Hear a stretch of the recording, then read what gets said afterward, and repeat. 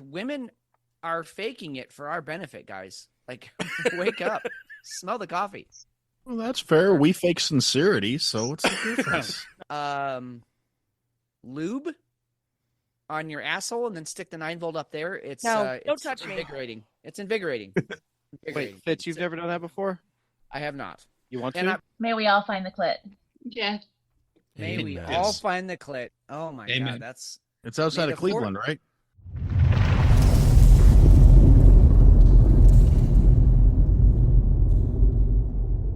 Soren Kierkegaard said, "There are two ways to be fooled. One is to believe what isn't true. The other is to refuse to believe what is true." George Orwell told us that in a time of deceit, telling the truth is a revolutionary act, while Aldous Huxley reminded us that facts do not cease to exist because they are ignored. Lastly, Joe Class said, "The truth will set you free. But first, it will piss you off."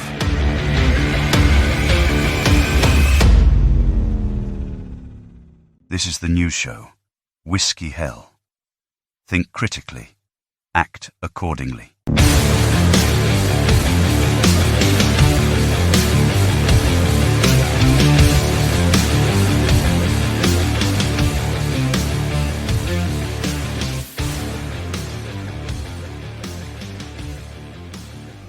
Saturday, February 17th, 8:40 in the evening.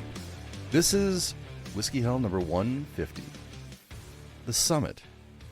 Fitz, we've made it to 150. A lot of podcasts don't get past 20, let alone 50, let alone 100. We're at number 150. Rarefied air, my friend, and it is. I'm gonna give you 93% of the credit. You do the grind every week. You do the editing of the show. You put in so much effort into this, dude. I just appreciate you so much. You just fucking kill it every week. So thanks for all you do and all you did to get us to 150, because that's a huge accomplishment. And I'm just glad to be along for the ride. Well, it is pretty cool, and I appreciate that. But it's been fun. I think we've week to week we're making a dent, making a little bit of a difference. At least starting a conversation. That was always kind of the goal. So getting to 150 is kind of setting us up for getting to 300. I think. I mean, this is a pretty good waypoint to get to. So I'm excited for it. I'm exceptionally overjoyed with who we have in the studio with us tonight. Usually our friends and family here are with us in chat, but Fitz, we have an army tonight. We do have an army. The virtual studio is erect, it is upright, and it is ready for receiving. Should we do a round table? Should we introduce everybody so everyone knows who's here and who isn't, and get going that way? Absolutely. Let's start with the pipes. Mr. Aaron from I Had to Say It Pod. Welcome. Bon Jovi. Perfect. It's Bon Jovi, but okay. Bon Jovi, sorry. My apologies. my French ain't what it used to be. Yeah, mine either. Buongiorno during the day, I know that. Or wait, no, that might be Italian. Yeah. I'll take it. Good evening, gentlemen. Thank you for having me. Congratulations man, welcome. on hitting 150. Thank you. Thank you. Thank you very much.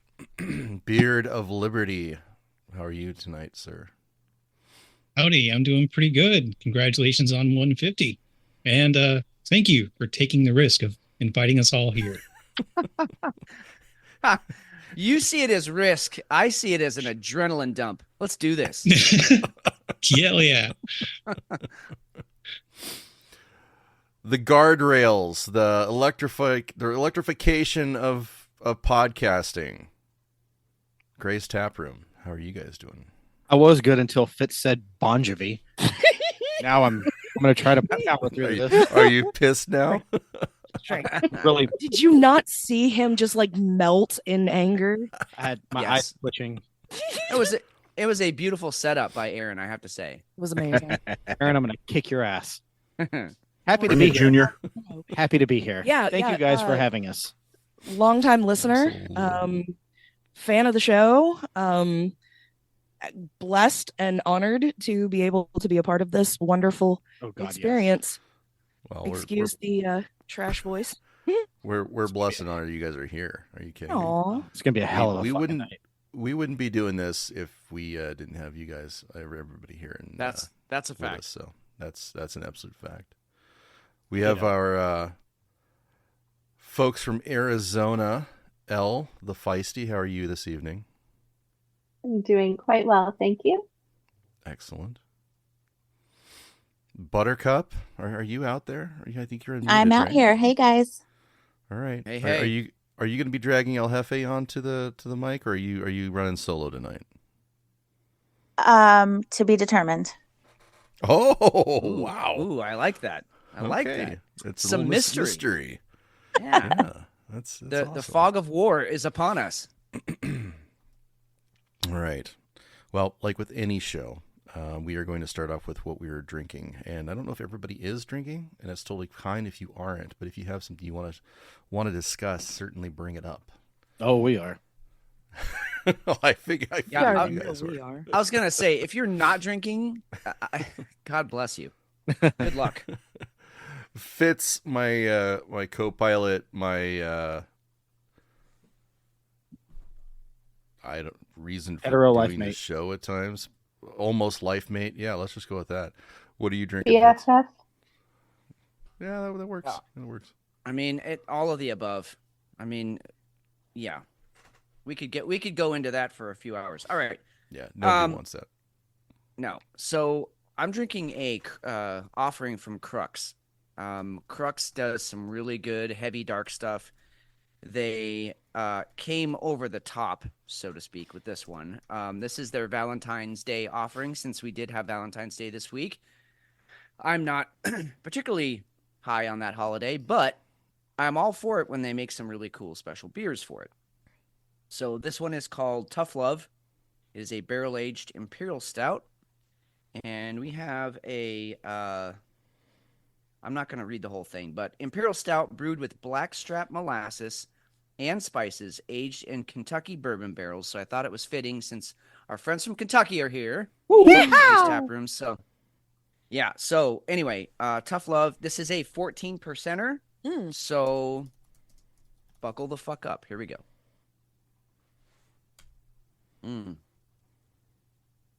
Oh. Hee-haw! Boozy. Boozy. We got a heater. This, oh yeah, major heater.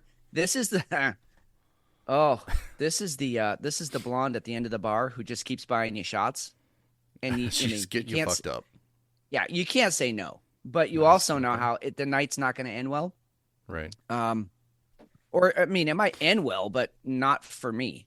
She might get something. Are you going to be out of it. missing a kidney by the time they get to the end of the night? I might. Yeah, this might be a black market kidney deal here, which is fine because I'm going to go down swinging. This is no, a lot of heat. That molasses really kind of actually lights up the booze in this. It's like you get the booze and then the sweet on the back end, so it makes that booze a little heavier. But great beer. Wow, I have not had a Crux in a while, and you know what? They're one of those breweries that I look at them and I'm like, I've had enough of their stuff. I'm not going to have, but really, I shouldn't be overlooking them. They're a solid brewery. This is a great beer. So anyway, yeah, I can't wait to see how this warms up because I just poured it out. It's very cold. So this might be really fun when it gets to room temperature. We'll see. What about you, McShane? What are you throwing back? So I have a Huss Brewing. I went local this time. This is Azul, nice. Chalk Azul. It's a barrel-aged imperial stout. Huss has actually been surprisingly good. This is the company that took over Papago Brewing from back in the days when you were around out here. Yep. They took over Papago Brewing's, like I don't know, I think they probably took their license or something when Papago kind of went under. So when I saw this one, this is like a different foray for them. So I'm interested to see how this is going to go. All right, I'm just gonna say it while you're drinking. There is no Dana, only Zool. Sorry. Boozy. Way boozier than I expected for an 8%er. 8.2. A little odd. It's actually barreled in Garrison Brothers barrels. Interesting. It's a very dry imperial stout, so I'm not like. we'll see how that we'll see how that one goes. Not the best one that I've had. Aaron, what do you have there? I am drinking a Omni by Steel. It's a sugar-free energy drink. Nice. This is the stoked version because I figured since my line on the Whiskey Hell official drinking game is Aaron falls asleep, I wanted to make sure that didn't happen with the recording tonight. And seeing as I'm just coming off of recouping from being under the weather, it's ill-advised that I drink actual alcohol until the antibiotics are completely out of my system. So You're doing it right. You're doing it right. That's Well, okay. I did send you the update though, Aaron. If you weren't in a fever dream Yeah. the other day for the update on that one. oh, okay. Look at your messages. Yeah, I'll have to check that. Yeah. Just drink Dayquil on the show. Yeah, there you If you're go. sick and you want alcohol, just drink Dayquil. There it is. That's not a bad. It's a loophole. That definitely is a loophole, and that's fine. We're not worried So about wait, it. are- Spreaker are needs you to worry saying- about it. I'm not. It's fine. Yeah, are you saying that Dayquil is the anal of alcohol? Yes. What's Okay. NyQuil then? I Holy shit. I can live with that. Oh, that's missionary. That's vag. Okay, well that's Yeah. the one that puts me to sleep. So yeah, that kind of makes sense. All right. It's the way God intended. Beard, what do you have over there? I've got some bourbon from Evan Williams, specifically their white label, bottled in bond 100 proof. Very Nice. nice. I also have water because I can't be down in 100 proof bourbon the entire show if I want to make any sense by the end of it. Sure. Appreciate that for sure. Yeah. And you know what? Anybody who's not like people say, well, I can't do whiskey or I can't do bourbon or, put some ice in there. Let it Yeah. open up Yeah. with the ice and the water. That's Mhm. it's just such a great way to drink it. And it Yeah. also doesn't, you're not on the floor after 2 drinks. And I don't want to look like I'm a whiskey snob because I don't believe in being snobby about what you like to drink. But I Right. do actually have a dropper so I can add little bits of water and kind of see how it changes over time. There you go. It's been a while since I've done that. That's really Nice. smart. That's nice. That's really smart. I had we might come back, test it through the night, and we'll come back to my story about that. So that's I think that's neat when you do that. So Yeah, it's cool. Right. Mike and Tabby.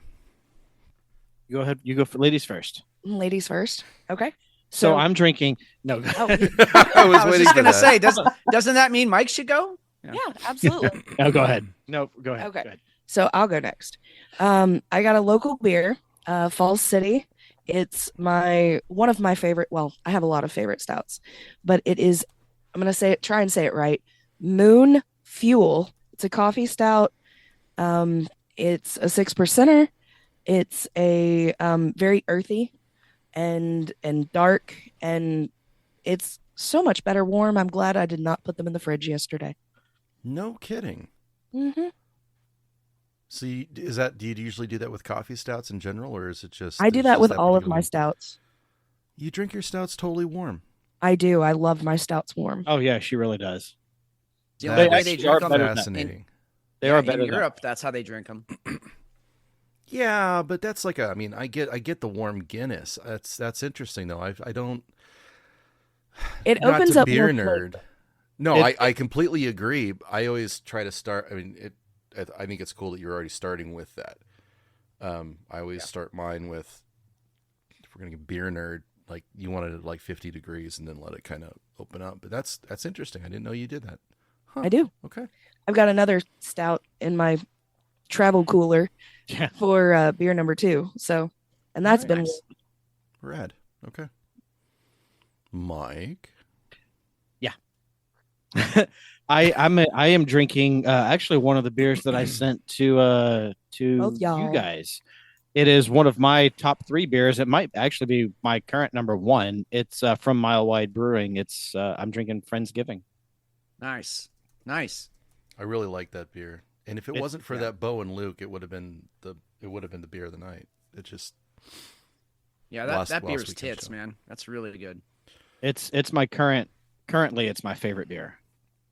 Is that going to be a year-round offering for them, or is you just kind of got lucky? And So, well, because it came out around Thanksgiving, they're still selling came out it in the Saturday stores. after Thanksgiving. Yeah, Nice. they're No still and it's they're still selling in it stores. It's become super popular. So I don't know if they're going to do it again or because they brewed so much that it's still available. They're still producing it. But I know the liquor store that I go to on the way home.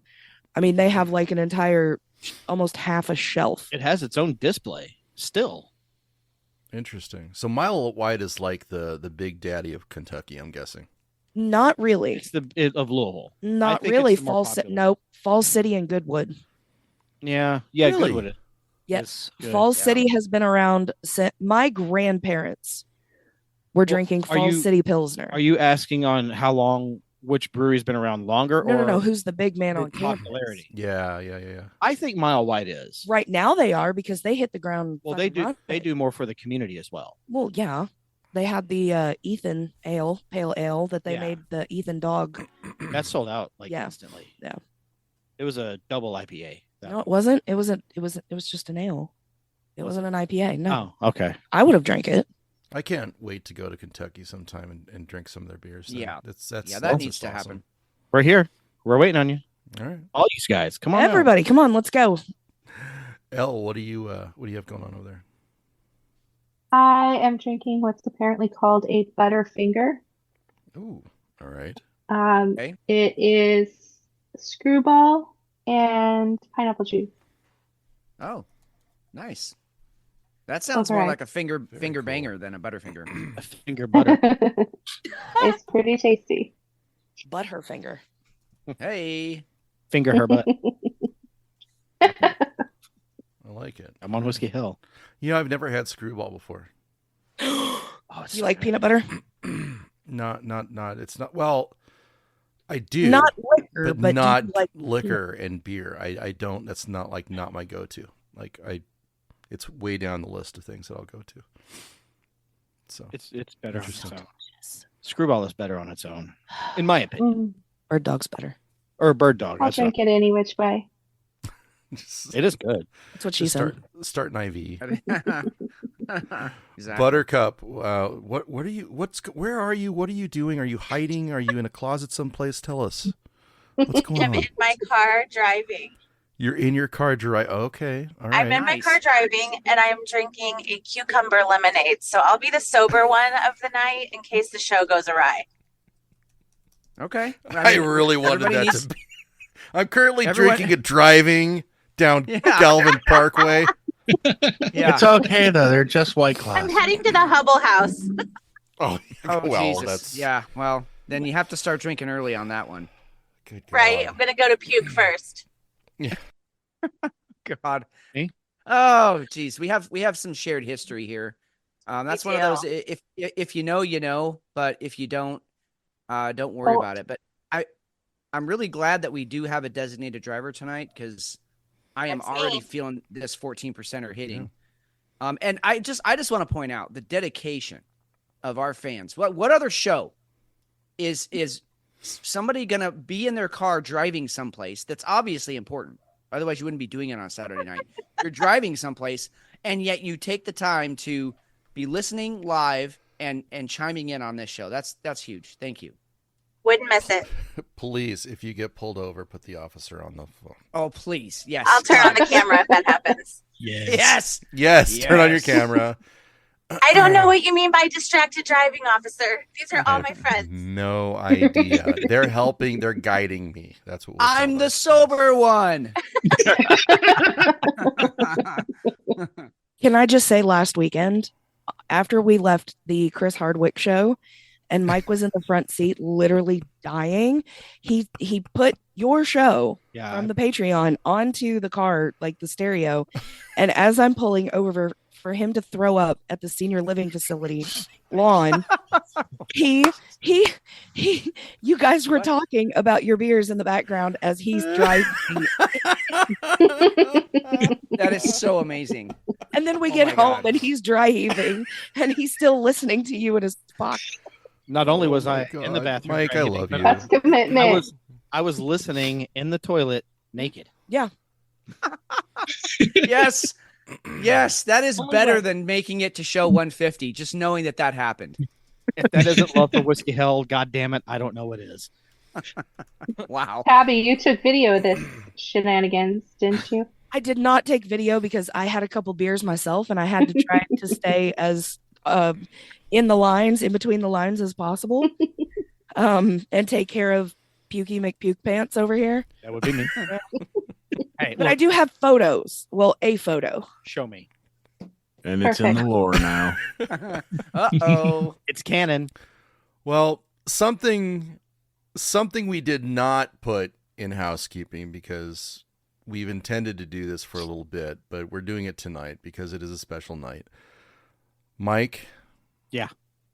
We're adding you to the Hall of Fame. So thank you. Woo-woo! Thank you. You can join Thank me. you for This being is the- here. And you know what? And this is with my birthday being in 2 days, this is the best birthday present almost ever. You're Aw. at Oh, 30th. he's gonna cry. Yeah. Well, yeah. Welcome, dude. Oh, You're I'm gonna cry. you're hardcore, man, and we appreciate that about you. You're just and by the way, now the first married couple that are part of the Hall of Fame. So That that's is even very, more very verified true. error. Yeah. Awesome. That is very, I love you very guys. true. Well, we appreciate it. You're always Ditto. here. You always give us great feedback, and you give us shit constantly, and We give just you beers. appreciate it. We appreciate it very, very much. And beers. Right. I mean, you had me at hello. I bribed them with alcohol. Put me in cold room. Well, I'm not that's all it saying that takes. doesn't help. No, I'm but joking. Yeah. Thank you guys. That means a whole lot to me. Thank you so much. Well deserved. Wait a minute. There's a Hall of Fame? Jesus. My thoughts yes. exactly, Aaron. What the fuck? What the fuck Well- is this? And our second inductee, L. Oh my god. Welcome to the Hall of Fame. Yeah. It's not going to be me. I'm Stop already in it. You're already in it, dude. You were Yeah, like yeah. fourth. Yeah, you've been in there. Yeah, for a I know. while. I'm just Yeah. being an ass. I apologize. No, It's No, the lack please of don't. alcohol. We Why expect Please don't It's stop. totally fine. No. You never apologize Please for don't being stop. an ass. We haven't. Well, No. Fair not to point. anybody here, I haven't apologized to being an ass, but Yeah. but welcome. Thank you, L.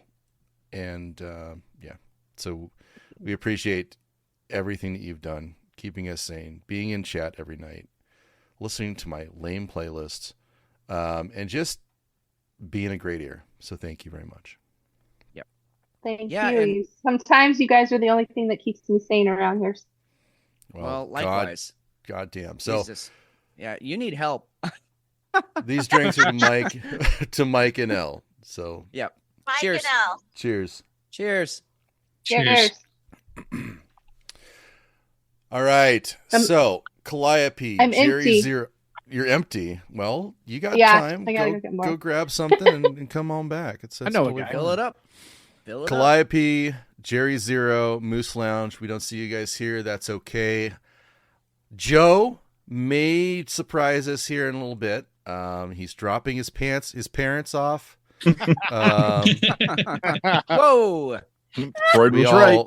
Joe, when you go back and listen to this, we all read your comment as dropping your pants. I'm sorry. It's We did. We really anybody did. who's not in the Patreon needs to get in the Patreon and get into chat. It's fun. It really is. Yes. So we may have a Joe sighting here later tonight. I don't think. the I'm other folks are also gonna be able to- driving without pants. Yes. Sweet. Tell You're us wearing slowly. a dress or a skirt. All right. No, let's I'm just take being the silly. shirt off. Okay, because that's okay. It's fine. Driving I've- without I've- pants isn't really a problem until you get pulled over. Yeah, Yep. I've driven Yeah. without I mean, pants before. Many And then times. sometimes it might be a benefit depending on the officer. Ooh. True.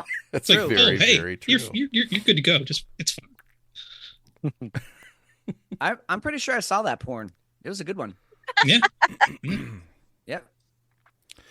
So we've got a pretty loose structure tonight. It is a true summit. So we're just gonna bounce around on topics wherever we go, whatever rabbit hole we want to go down. Guys, we're just chatting for a while. So we do have a lot of topics we can get to if we want to. If you guys have something you guys want to get to, it's dealer's choice. We do have a little bit of a surprise, something that we haven't done in about 2 years. We have a submission from an old listener who has an Ask Whiskey Hell for us. Yes. Wow. Fitz- that has Fitz- not happened in a long time. No. Do you remember Egon, Fitz? I do remember Egon. And yes, and this is so this was a I guess we can say a Ghostbusters, fanatic, a fan of Ghostbusters, who wrote into us a while ago with some, with a unique problem. And so is this an update on how that went, or? It's gonna blow your fucking mind, just like the first one did. And I have a recording. You guys have to. I'm gonna apologize for the audio. It was back when our audio was not what it is now. But I have the audio, which will set you up. You guys will get what the whole concept of an Ask Whiskey Hell is, and then everybody here will get to go ahead and answer Egon's need. Excellent. Sound good? Oh, Yeah. Whoa, we've got Hefe here. Hefe, happy 150. Oh, great time. Hey, happy 150. Hefe. What's up, What's man? happening? It's weird hearing a female voice. Welcome to Thunder. Hey, what did baby you just cakes. call me? Turn on your camera. Oh, Yeah, shit. Buttercup's driving, He's in the so she bathroom. might swerve. Yeah, are you in the bathroom? Well, Are you in the Especially shitter? if you're in the bathroom. Woo! Yeah, we heard about I'm not that. sure who gets more bathroom pictures, you guys or me. Uh-huh.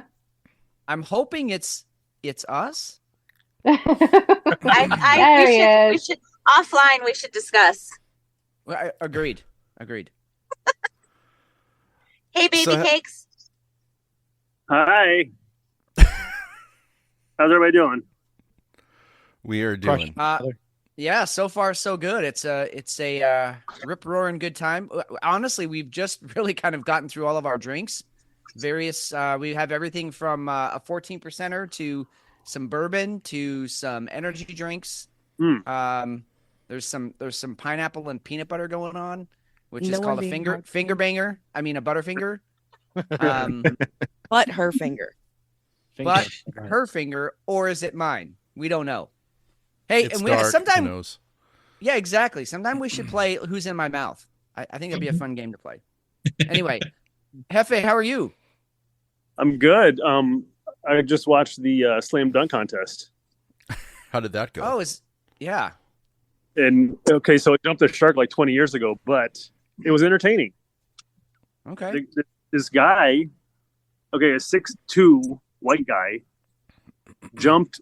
He had Shaq come out and hold the ball on like above his head, and the guy jumped over him and then reverse dunked it. Really? Pretty impressive.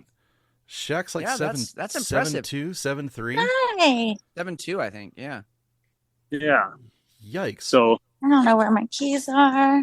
I mean, but it was That- still, lame overall. I mean that's cool. That's cool and everything. But you guys want to hear something really amazing? Oh yeah.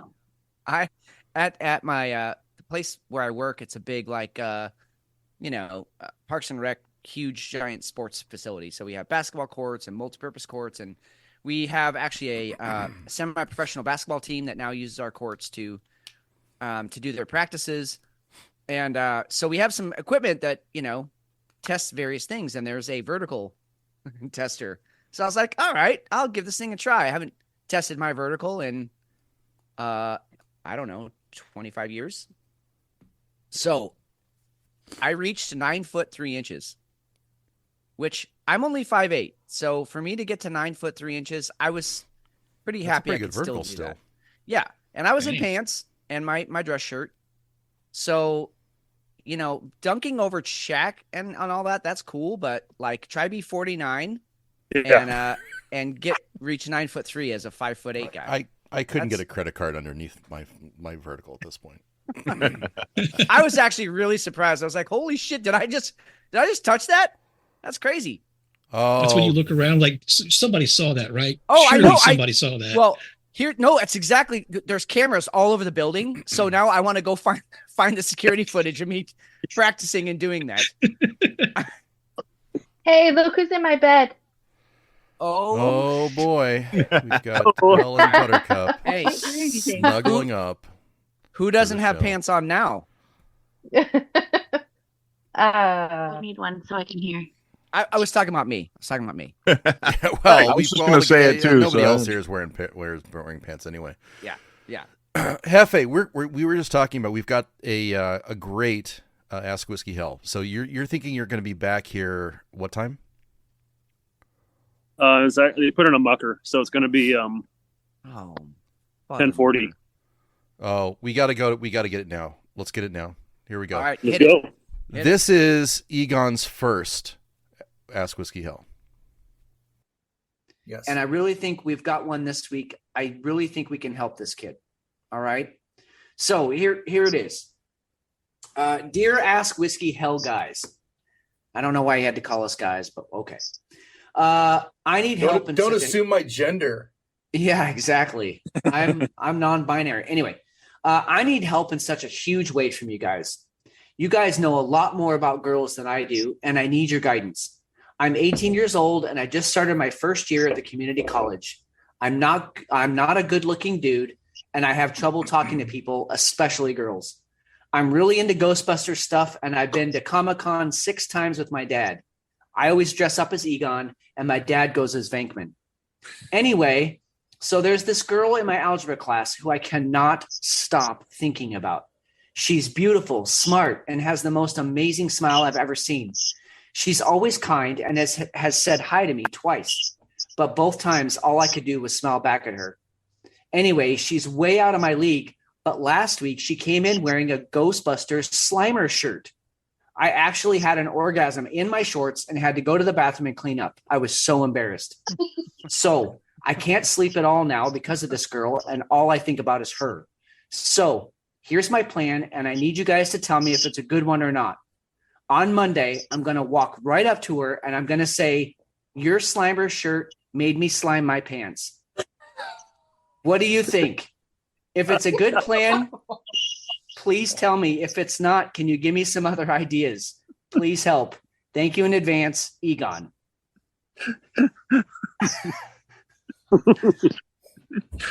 Jesus Christ. Oh, Hefe, what are you thinking? Wow. I almost said yes right when you said, tell me if it's a good idea or not, because I was about to say any kind of interaction is a good thing, but no. All right. Not all right. at all. I think we can all agree that's a really bad tactic, Egon. You should definitely not say that. Let's hold on to that one, right? Hold on to that line. All right, so you guys get the idea, right? Yeah. Kind of. Yeah. Okay. All right. So Egon wrote back in, and I'm very excited. This is awesome. Okay, this is really awesome. Hey, Whiskey Hell guys. I know you stopped doing these a long time ago. I'm hoping since it's episode 150, you'll lend me some more advice since it worked so well the last time. I'm a couple years older, and Gina and I are still together. Yeah. Woo! We're Nice. still together. It's talk. rad. I know, it's amazing, but we totally hit it off. I did what you said. I walked right up to her and said, I love your shirt, and we started making out right in front of her sexual identities class. In fact, we crossed streams that night in the back of my Ford Fiesta. All right. We slimed each other, if you know what I mean. Now, Ford Fiesta. now, fast forward to today. I want to pop the question, do it at the movies when the next Ghostbusters comes out. on its opening night, right up front, on my knees, just how you guys would do it. Now, I asked her dads if it was okay to marry her, and they said it was a rad idea. They were all in, but they needed me to let her biological mom know before it happens. I had to hire a private investigator to find her, and it turns out she's a dominatrix at some swanky San Francisco sex club. I went there, and Miss Ingrid said she was fine with it after beating me for a while. Now she wants me to set up a meeting with her daughter, who she's never met. How do I do this? I love Gina with all my heart, and I really like her mom, too. I want this to go well. How should I make this happen? Alcohol. Are you a god? Run. Wow. Wow, that's, I mean, isn't that great? As DEI as this whole family is, that's actually kind of a really deep fucking thing, because that's not an easy question to answer, because it really, I mean, great, mom wants to see Gina might not want to go there. I know. She might not, right? And so, like, I don't know how you, and like on top of it, like, it sounds like Gina's mom is kind of a lot. Yeah, like, that's a hell of a thing to get introduced to for your first time you meet your mother. Is right. Oh, and by the way, like, I torture men for their sexual pleasure. Like, that's kind of heavy. I don't remember this episode of How I Met Your Mother. It was season finale. Oh, okay. Yeah. First season. Yeah, right. Can we go back to the dads? Yeah. Sure. So she's got a couple of dads. Yeah. No. Yes. Yes. Yeah, she was raised by two guys. Like my two. Yeah, like my two dads. 2.5 men. Or dad on dad stuff. Dad's on Dayquil.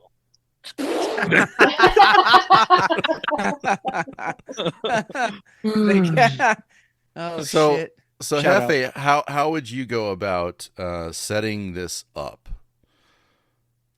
Well, first of all, did she just beat him when he went and met her, or did more happen? Well, it's a dominatrix. I think the way I took is she just beat him and he liked it. Apparently, he's gonna have to disclose. We'll say his future wife. Yeah. That's a whole other conversation. Yeah, agreed. You gotta be honest about that piece. But hell, I would just bring her and just let it just unfold right in the movie theater there. Popcorn. So just rip the Band-Aid off, huh? Yeah. Just an ambush. Yeah, absolutely. I thought you were saying to take her to the dominatrix first. My question is that how he got like? Oh, by the way, now that you're done beating my ass, do you remember a daughter you had 20 years ago? Do you remember Gina? Yeah. I feel like our friends at the Porn Stash podcast have talked about this movie before. Yeah, you might be right. all in the family or something? Something like that. Roll Tide. Roll Tide all day.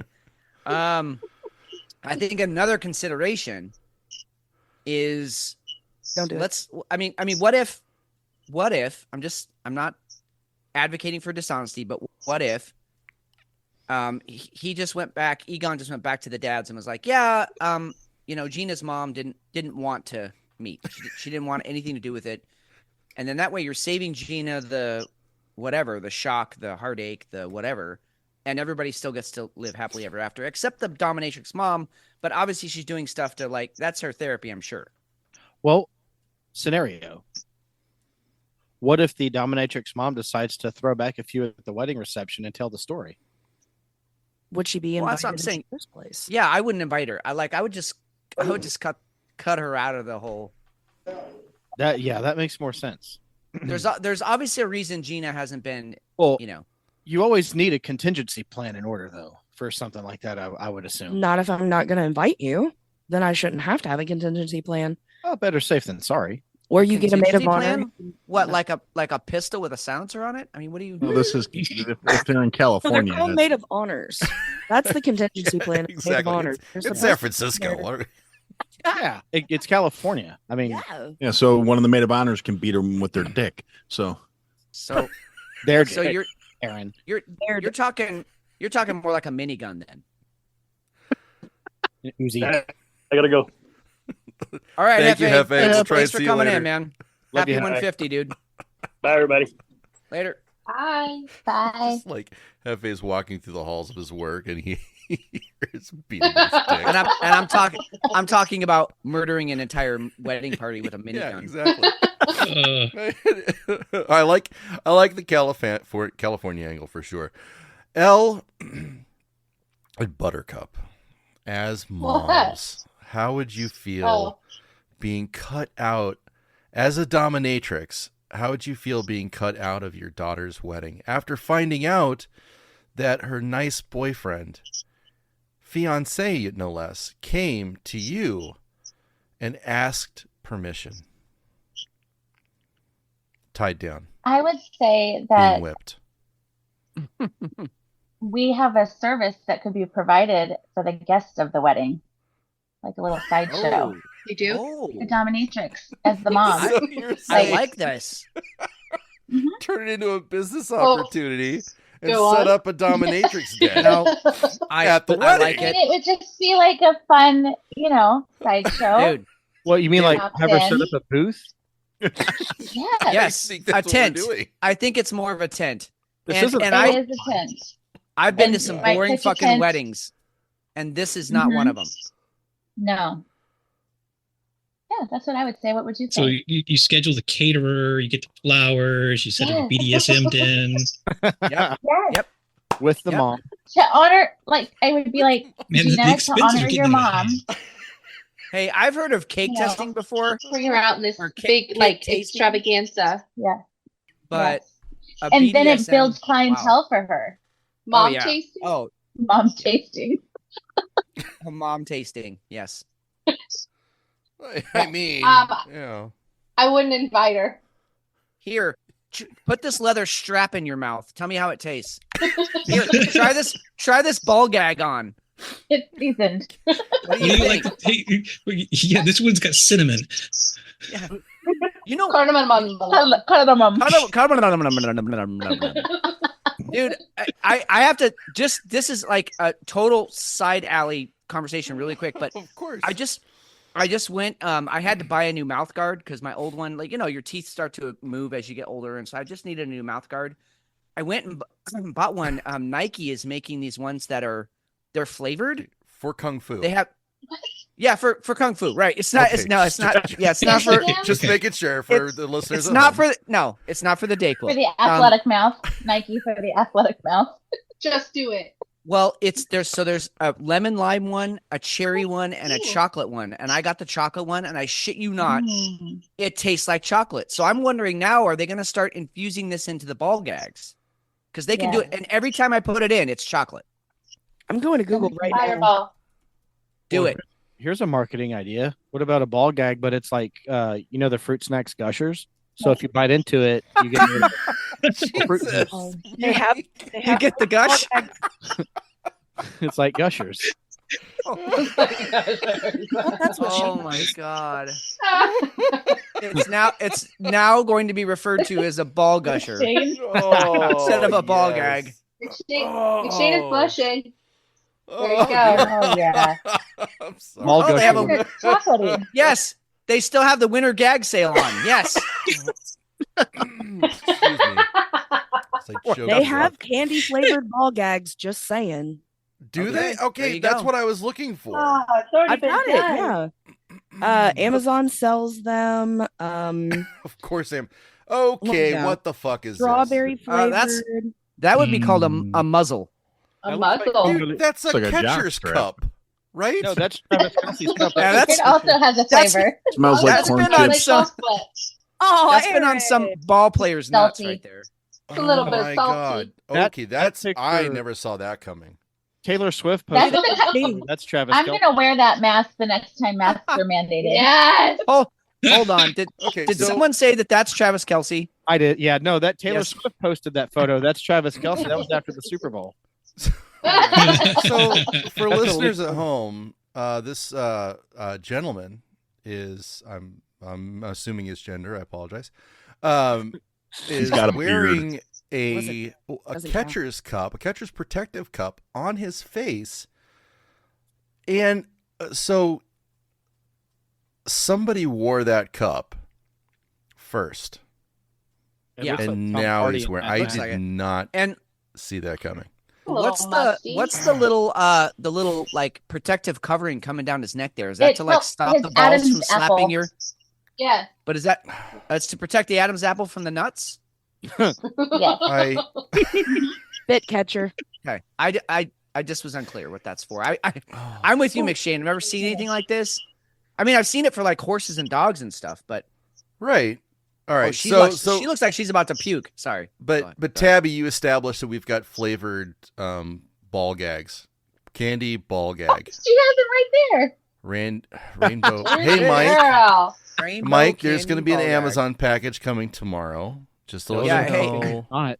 Hey, Mike, Sorry. she's a keeper. Abby. He's a That keeper. is a keeper. Yes. And it says the Where's- where's the whip? catchphrase. The tagline is "Our balls taste great." I was Yeah, Abby was the dumb. God, they stole that from me. That was my tagline for years. I know that was your pickup line too. It was I'm like totally. You I just walk in up to a and- girl like, "Hey, you need to know something about me." Speed dating with Fitz. Lies. Your shirt made me slime my pants is too far, but my balls taste great. Is right on the money. Okay, Egon needs to add that to his repertoire too. Then. Oh, totally. All Because right. it literally worked like 1% of the time. Hey, Better than that one? 1% was exactly. Well, yeah, when you're talking to 300 girls a night, I mean that's pretty good. That's a portion. So I think we've helped Egon a lot. I really, really, really love the idea of having Egon go to the wedding, inviting the mom, and having her be a dominatrix at the wedding. I think Gina's going to love it. Yep. I think If it's the this was absolute best thing you could possibly do for Egon. if this was the I'm Family totally Feud, against it, that's just saying. definitely the number one answer.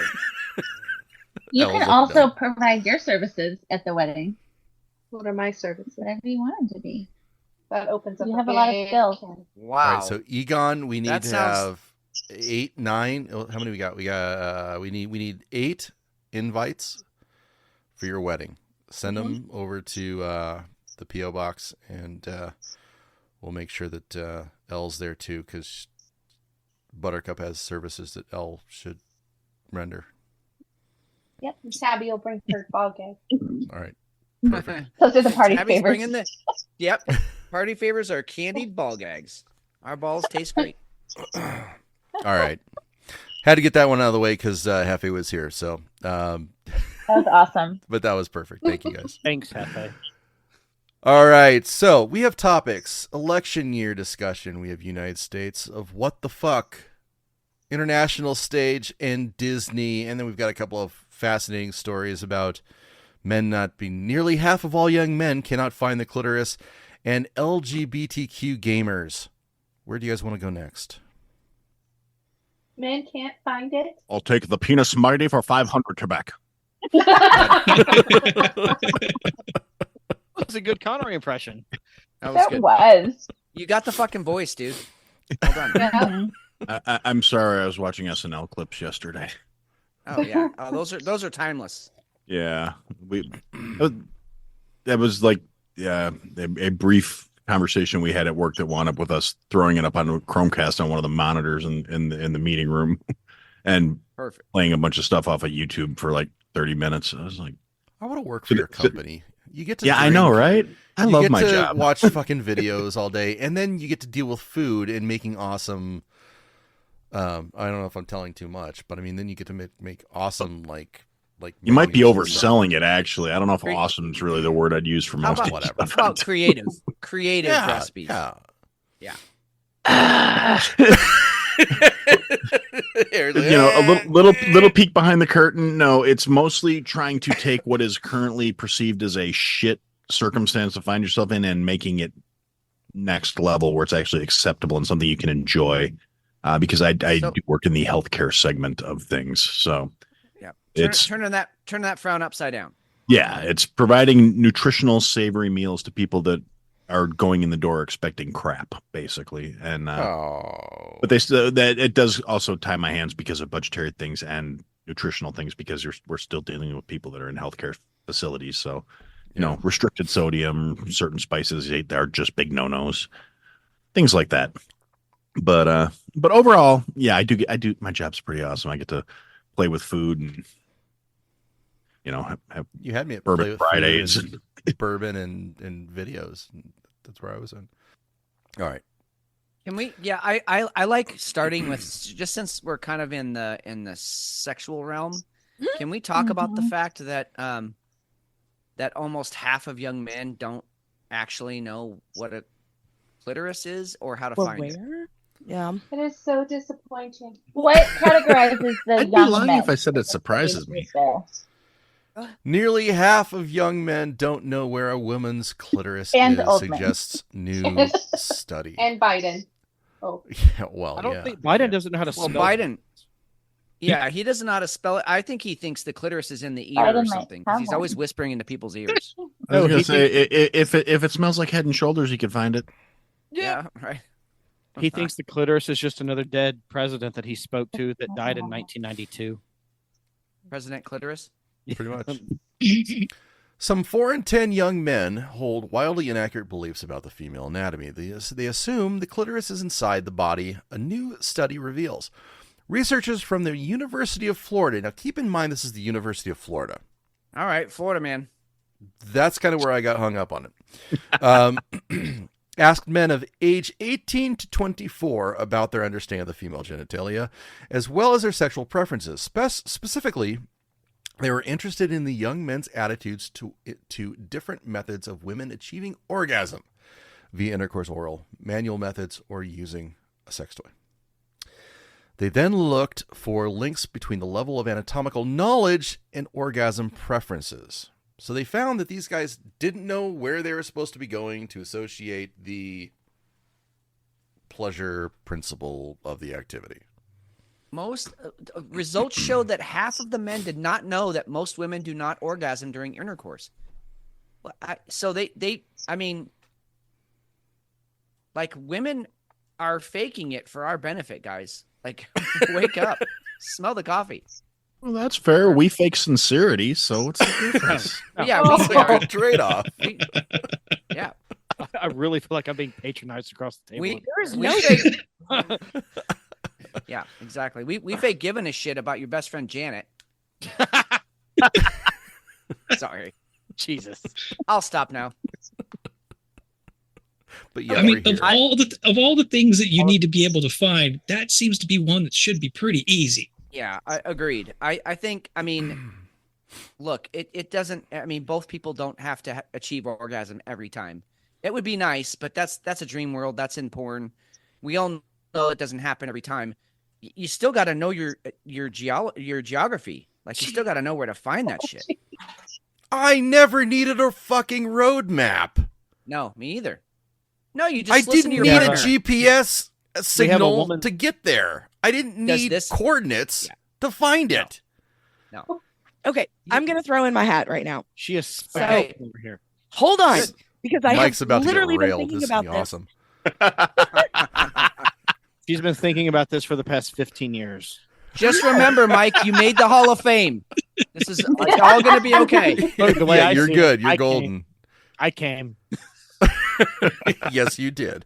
Yeah, buddy. I came first. Tabby, All right. Tabby, you Go have ahead, the Tabby. floor. Thank you. So I was thinking about this when you brought up the topic and you put it in the chat. So I remember when I first started having sex. I feel like I should be worried here shortly, fellas. You're not. I said you're fine. Shut the fuck up, okay? No, you shouldn't be worried shortly. You should be worried mediocre. Let Aaron in here. Tabby, I remember back in like when I first started having sex, is neither one of us knew what we were doing. Right.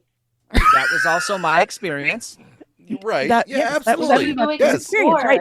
Yes. So why are they asking young people who are just now getting into sex, like, where's the clitoris? Where's all of this? Like, you don't know that unless you experience it and learn. Okay, and I'm maybe I'm dating myself a little bit here, but like as Gen Xers, we were, I mean, by 18, I knew what the fuck I was doing because I'd been having sex for 2.5 years. Like I knew what I was doing. I knew where to find. Well, first of all, I knew how to find it day one because I grew up with a single mother who was like, "Oh, you will treat women right, and here's how to do it." That didn't mean that did not mean that I knew how to find it or what to do with it, but at least I knew it was there and that it was just as important for my partner as it was for me. Okay, right? Yes. Look at you. So I guess young men today don't. I mean, we all know this is a fact. They're not having sex as early as we did, nor as often. And so, I mean, to your point, like maybe we're asking the wrong group. Although, isn't this who we should be asking? Because back in the day, that's who made all the babies. Was 18 to 24-year-old males. But at the same time, though, is you have women. So I was a late bloomer, but that was no fault of my own. Religious trauma. Cheers. Cheers. Yeah, but being a late bloomer, not knowing exactly how to pleasure yourself. So most women probably don't. But then again, you also have to take into the concept of communication as well. So why isn't women communicating? This is where you need to touch. This is where you need to do. This is what you need to go. Like that's my point.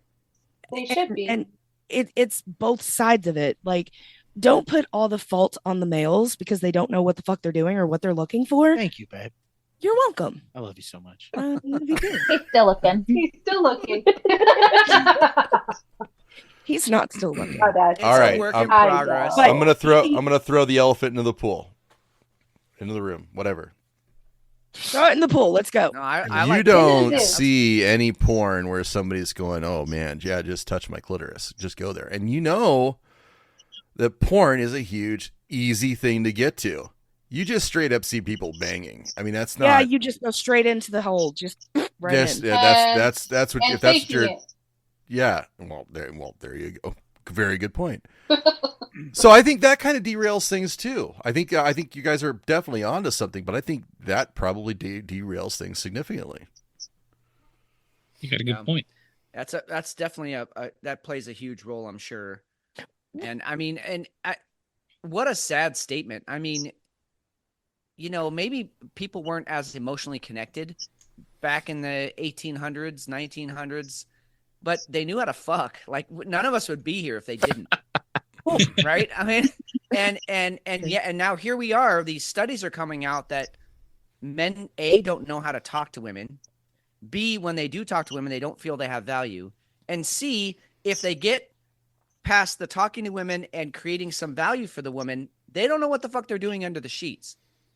And that's like that. Those are huge hurdles, guys. And I mean, that's why we are seeing a population collapse around the world. Scary as fuck. It is, because we're no different. China is in serious, way bad way, but we're following closely behind. Our birth rates are so far down. So I mean, yeah. And to that point, I think that's where the porn piece kind of falls away, right? Because you have falling population in China, in Europe. It's not just us. No. Right. So, and you know damn well that the censorship, the amount of censorship that's happening in those countries is great. So I have a hard time believing that the porn piece of it is really the weight there as far as the population piece. Well, it's definitely a factor, but it's not the whole story. And I mean, maybe, you know, it's like, you know, too many rabbits in a certain area, they eat up all the resources and then half of them die. Maybe we're at that tipping point of like 8 billion to 9 billion people is the tipping point of this planet. And they're just natural mechanisms that all of a sudden make us forget how to copulate. I don't know. I But mean, can we also think about the social concept of it though? Think about it back when you guys were teenagers, like after you had sex with a girl and something worked, you would talk to your friends about it and be like, "Oh my God, you should try this." Do they absolutely. have the socializing concept as young No. adults No. to talk to their friends about it without being embarrassed? Like, hey, we're bros. We're going to talk about how I did this. Yeah. No. But then nowadays they're like, I don't need to talk to anybody about it. I could just go watch porn, or I could just, I That's a do it great on my own pace. That's a great But point. They don't talk anymore. Like I remember being when I was younger, having girlfriends and talking about it. Like I did this, I tried this, we did this. How did this work for you? What works for you? Like I remember talking about that. Yeah. Socializing and actually That's- physically like getting deep and being friends to that level to talk about stuff that might be embarrassing, but it was okay to talk to friends about. Oh yeah. That's just my 2 cents on that too. I know the No, first it's time I lost my V card, I immediately started high fiving the bros. Well, yeah, I mean, it's a great point because Hefe and I went through that stage of life kind of together. Like we were, I mean, not even together, we were kind of pushing each other. Like, oh shit, you fingered a girl? Well, now I gotta get to the next. Like I had the first What kiss, but happened? then he had the first next, second base. He had the, and so we were like challenging each other, and it was a healthy competition because it pushed us to go talk to girls we wouldn't normally talk to, go on dates and kiss a girl when we maybe were scared shitless. So Hefe, this goes you're kind of like hyping each other up. exactly. Exactly. And I mean, Hefe, I'm not giving away too much here. I'm sure Hefe will laugh at this story, but there was a time, there was a girl that was way out of both our leagues. And he just had the serious crush on her. And I was like, just fucking call her, just call her. And he was so nervous. His fucking eyebrow was shaking, and his eyebrows were like quivering like this as he was, and he called and had to leave a message. He didn't even get to talk to her. He had to leave a message. Oh yeah, it was tough, but at least he did it. And that's the thing. If I hadn't have been there, being like, fucking call her, I'll put in the number, dude. But you're gonna talk to her, and he did it. And I mean, without that like one-upsmanship and that your brother being next to you and being like, hey, I'm here, even if it's a total train wreck, I'm here. So I think, Tabby, you might have actually put a nail in the coffin of this conversation because young people today don't know how to talk about this stuff. And I feel like when they do talk about it, it's in terms of porn Or they get ridiculed for it. Or you're being too much of whatever. Yeah, you fill in the blank. Yeah. Yeah, I mean, no one wants to look like an idiot. And so they'll go do their quote unquote research on a porn site. And then next time their buddy tries to say something, they'll act like they're the expert and criticize them. And then pretty soon everybody's just going to porn that's their sex Google. I think porn is just setting unrealistic expectations. That too. Yeah. Totally Who lasts 3.5 minutes? What the fuck? Yeah. That's a marathon. Get me a Gatorade at that point. I'm not Dude. 20, I'm not 18 years old anymore. Yeah, dude, I'm tired just thinking about that. Yeah. Actually, I'm lying. I can't contribute to this conversation. I'm saving myself for Helen Mirren. So good for you. Hey, I thought you were going to That's say a fantastic. for marriage. Helen Mirren. Holy shit.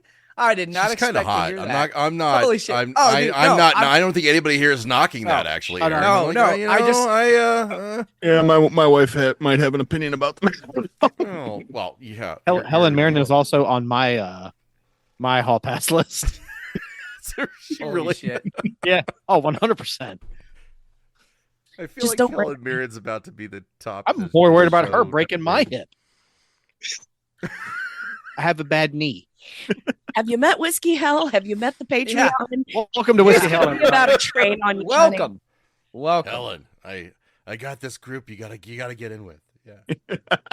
Look, this is a preview for everybody that's considering being a patron, so that they don't cancel right away as soon as they get into like the first after party.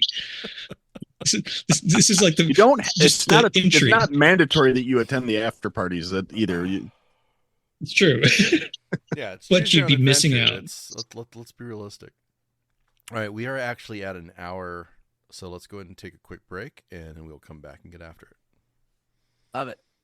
I mean, No, that's my All birthday. right. getting into beer too. Yeah, beer I was picked this one from Half Acre Beer because I wanted to give big hugs to everybody. This is, you see, you can't even see it because of this fucking background on my Zoom. Oh, that's so weak. I'll send a picture. That's fucking It looks terrible. just like Deadpool. It does. Look at that. Son of a bitch. Isn't green screen fun? But I wanted to do this one. I've never had this from Big Hug or from Half Acre, and I'm kind of jazzed for it. So pour it up. You know what, Fitz? You're gonna have to do the next one because I've got way too much head on this one. So go ahead and start yours if you can. There's never too much head. That is totally what she said. Never too much. Well, I was sort of inspired by Tabby and her conversation about having sort of, room temperature beers. And it brought me back to my adventures in Ireland, which every little tiny pub that you went into, I mean, they just poured the Guinness or, whatever stout they had on tap, just, straight room temperature. And it was some of the best beer I've ever had. So I am going with O'Hara's Irish Stout. This is a nitro Irish Stout. Oh, it my. is a, everything I guess you could argue is a spin-off off of Guinness because Guinness has been around for fucking ever. But I love that sound. But I'm going to say that this is going to be its own animal because Guinness puts in some secret ingredients and whatever. So this is just a straight up nitro stout, 4.3%. So this is just something that you could literally have, daily, 2 or 3 of them. And it's probably going to improve your health and not worsen it, like some of the other beers we have on the show. So protein. Anyway. Yeah, exactly. I want to come back to the British. Oh, God. I got a British story I want to get back to after you're done here. So talk to me about it. No, it's just a classically the roasted malts in this are they're nutty, they're a little smoky even, but just what a great stout. I mean, you could down 2 or 3 of these and not even know it hit you just because it's just so crushable. Such a good beer. If you're into the dark stuff, this is like the quintessential Irish stout. So good. Okay, so put it against Guinness. You know what? It doesn't even go against Guinness because this is a true to name stout. Guinness, they put in it's rumored they put in, the fish guts or the fish strain of the guts, whatever is left after you put them through the strainer. So this doesn't have any of that fishy. It doesn't have any of that sort of battery flavor that you get from a Guinness. Okay. This is just straight up. Yeah, this is just straight up like roasted malts, roasted like almost burnt. Yeah, it's a legit stout. It's really. I'm just gonna say this is when I think of a stout, this is what comes to mind. This is the quintessential like stout. I've never thought that Guinness had a battery taste to it until you said that, and it absolutely does. Yeah. Yeah, which is one of the things I liked about it because I put too many 9 volts on my tongue as a kid. So yeah, fuck yes, thank you, Tabby. Yes, still do. Absolutely. Just because it's kind of fun. It really is. Have you ever start drooling a little bit? It's kind of cool. Well, no. Have you ever put one like you just okay? No. This is I've never done this. I'm gonna make this unequivocally clear.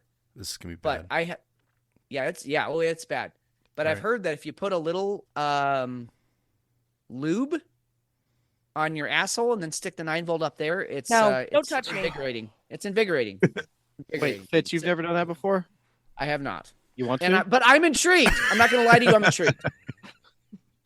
I've thought about it. If you're not careful and you have a tongue stud, it'll make your whole tongue go numb. Oh, I bet. From experience there. Oh, your face up. That's a bad. It's like those people that have too many studs and then they get struck by lightning. That's a bad day in the ER. Oh, Anyway, well, that was a good call on the McShane, beer. what do you drink? Yeah, it's fucking tasty. It's really good.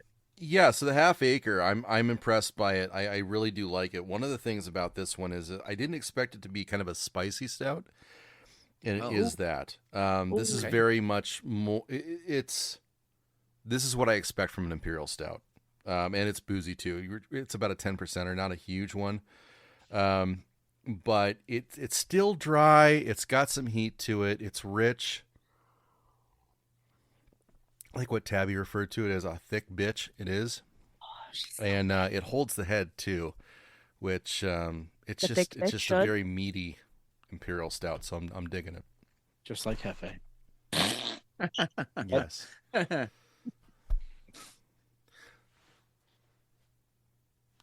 Next. Tabby and Mike, what are you guys drinking? I am Ladies first this time. Well, go ahead. I already said you're talking. Sure. I have tits. I am drinking another Mile Wide classic. It's a special edition. It's their 7th anniversary sour. 7. The one that we sent to our Whiskey Hell boys. Yep, I've not had that one yet. So what is your take on it? It is a beautiful beer. I will I don't know if It is. anyone. I know McShane posted a video review Yep. on Twitter, and it's a limited shitty video. edition. It's a very limited edition. It's the 7th anniversary sour ale with raspberry, blackberry, blueberry, boysenberry, marionberry, cranberry, plum, and vanilla. It is it's a 7 ABV, and it is fucking delicious. It is a beautiful, beautiful dark red. What you like colors? What color would you call that? Maroon. Maroon. It is a gorgeous beer. I got a question for you because of your palate, Mike. Do you like grape juice? Do I like what? Grape juice. I really don't. Apple juice? I love apple juice. Okay, orange juice. Orange juice is my favorite breakfast beverage. Okay. So It's not I whiskey? would think, and I'm riffing through this now. This isn't. I've done no research on this. Okay. Right. Stop drinking my beer. I would think somebody who has a propensity to drinking something, like juices and things, are going to probably be more prone to like the sours, right? Yeah. I would agree with that. I was just curious. I just wanted to. Yeah, ask no, that, this so. is definitely. I mean, it's fruit juice is healthy, and this beer certainly has 7 different fruits in it. So I consider this beer pretty healthy. I think you're actually drinking grape juice, or I think you're actually drinking fruit juice, and you should be able to take it to work. Absolutely. You know what? Oh Just God, accepted. that's a great argument. I am off work on Monday for my birthday, which is as of this recording in 2 days. So on Yes. Tuesday, I will put this in my my water jug Good luck. to take to work. Look, if you've known my boss, I love her. She won't, and give she a loves shit. me too. She'll be the only reason she'll be mad is that I don't share it with her. She's not going to catch on to the booze in the beer. You're going to be fine. She You're gonna be fine. not 4 unless you years have, ago, like, she brought 10 Jello of 'em. shots to work. Okay, okay. Again, Solid. Aaron, I want to work with Aaron. I want to work with Mike now. This is what I'm finding out. We're always hiring. I'm in the wrong place. All right, Tabby, what beer do you have over there? I have a Mile Wide beer. Shout out to him. Love them guys. This one I sent on our first beer exchange to Fitz. It's the Uncle Disheveled Southern Pecan Coffee Stout. Yes. Such a good beer. Yep. Such a good beer. It really is. We will be sending more out to you, Fitz. If you like. God. It's a 6.5. Oh. Actually, I think the Golden Ticket was your most favorite, if I Yes. remember. But, Yeah, this one, everything you sent was amazing, and this one was probably a close second. I mean, I can't say anything bad about it. It's Just a fucking good beer. it is. Yeah. It's a fucking good beer. It's like a go-to beer, right? It is. Is that It's a year round? Yes. This one is a year round.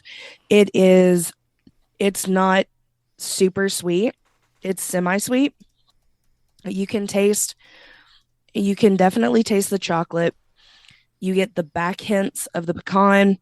It's only a 6.5. It's not a heavy hitter as most of the local beers are, but it's enough to get you there. I think personally, with the beer that you're drinking, I think as good as it is, that is a beer that you drink during a celebration.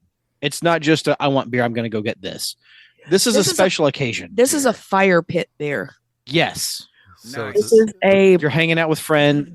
Yep. It's a summer night. Is it a sipper? It is. And I'm also drinking warm. It's it was on the shelf, not in the fridge, so I pulled it off the shelf and kept it off the shelf. Oh, when she got home from work yesterday, she goes, "Do not put my beers in the fridge with yours." I'm like, "Why?" And I looked. I said, "Oh, stouts. Yeah, okay." I am absolutely fascinated. I'm not a super. I don't like super cold beer. I will not drink beer out of an ice glass. I don't want that. That's sacrilege. We went through our phase of doing that, and then we realized, oh shit, we're covering up all the flavors of this beer. This is terrible. Now I don't do it. Yeah, I am. You know what? I drank. Have to think seriously about the next show. I may go ahead and drink my beers warm just to see what happens. Yay! Do it. Yay! Salute to Tabby. Yeah, inspiration. Well, yeah, totally. But I'll pick something that I know, like beers that are like I like beer, like go-to beers, to do that and see if it's Stouts are the only thing that I like warm. Okay. Anything else can be cool or chilled. Like sours have to be cold. If you drink a sour warm, it doesn't matter what it is. It tastes like vomit. It's a summer beer. You shouldn't do that. That's a terrible thing. Yeah, I wouldn't do that. But I've been drinking I always drink my beers out of a frosty mug, but a frosty mug for me is kind of like it's a vibe thing. All right. It's a way of life for me too. But I also think it depends on what beer are you drinking. That's true. Yeah, for sure. That's true. That's a very good point. I completely agree. Beard, white label still? Yes, but this time around, I'm up the water that I've added to it.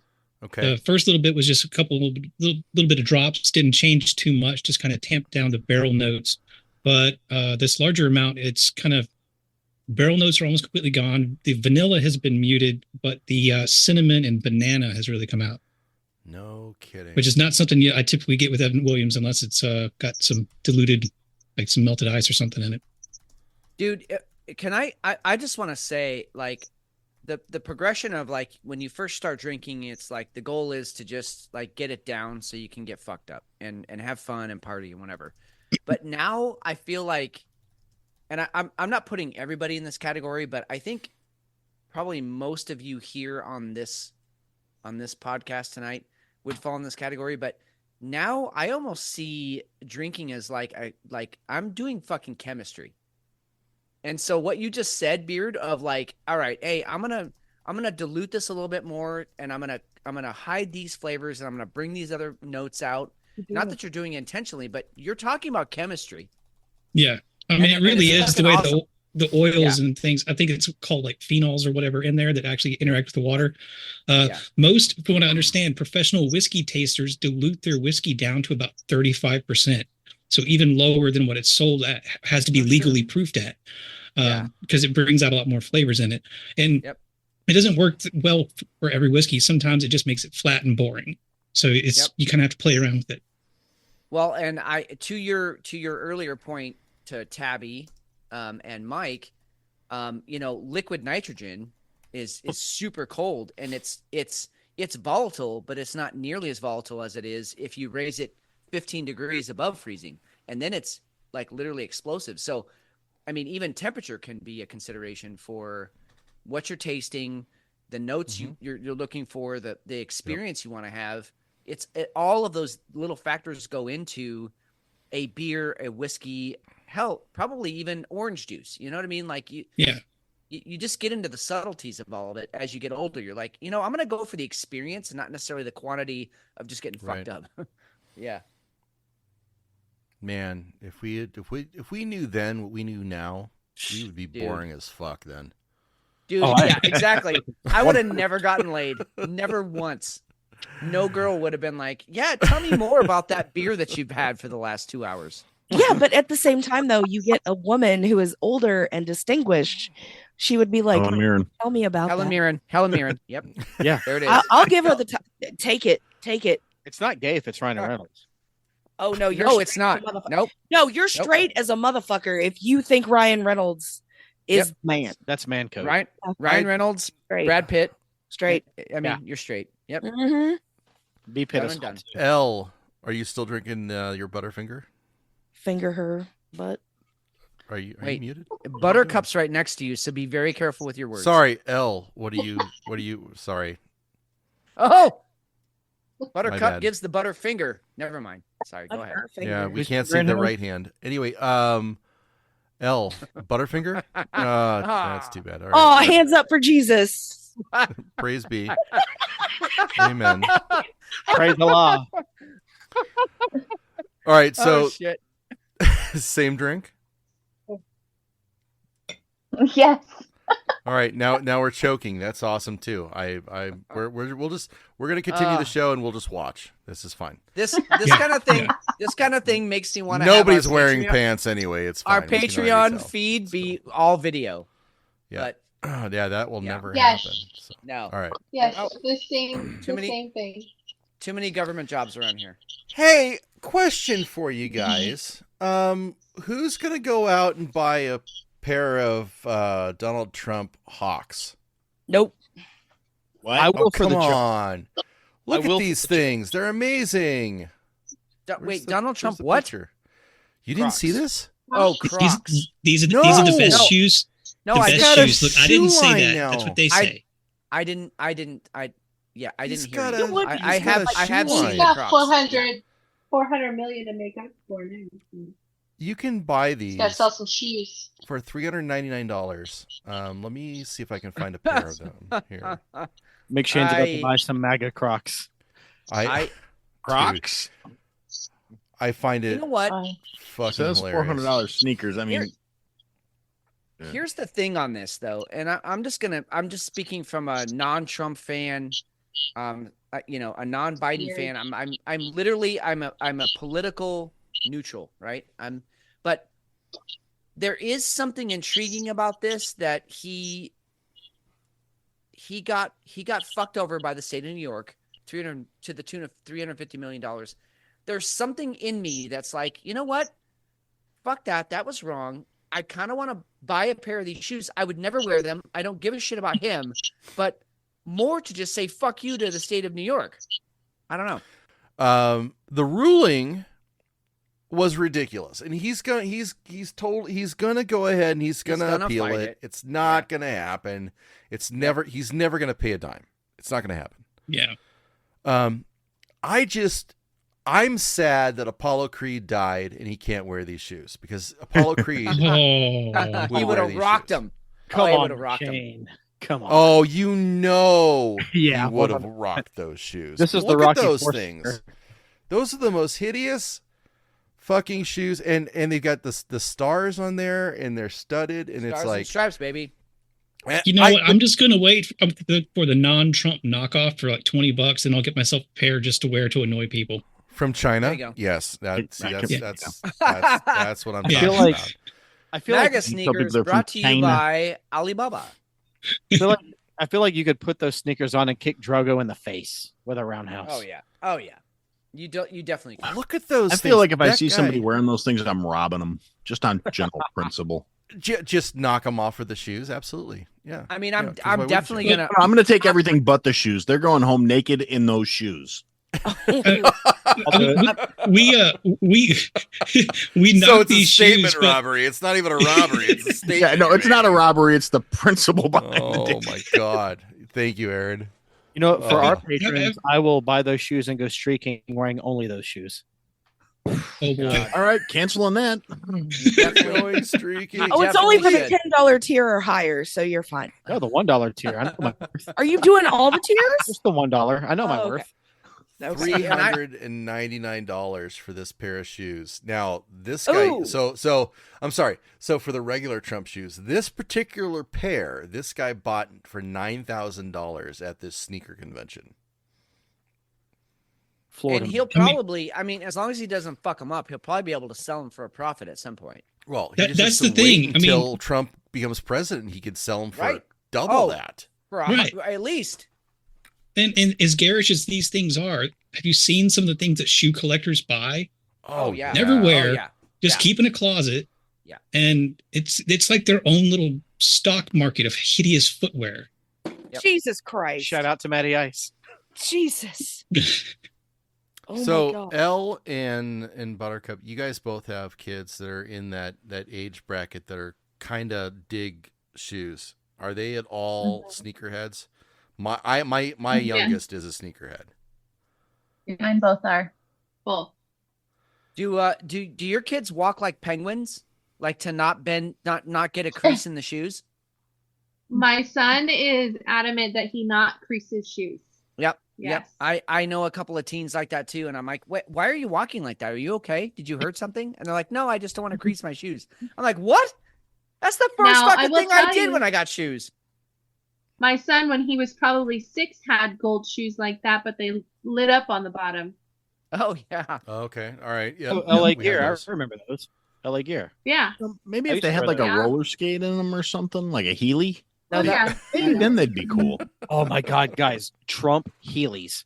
Oh shit. Yeah. Oh Give my it God. time. That'd be amazing. Give it Cool. time. Hey, It's hey, a fucking MAGA Heeley. skate on into 2024. Roll on Well- in. As long as Trump stays away from Vans, which is what I wear, then I'm okay. Yeah. Same. I agree with you. All I right. mean, Don't make Vans or Chucks. what Hey kind dudes, of world don't are we let him get living into in? Hey Dudes. I wear Hey Dudes.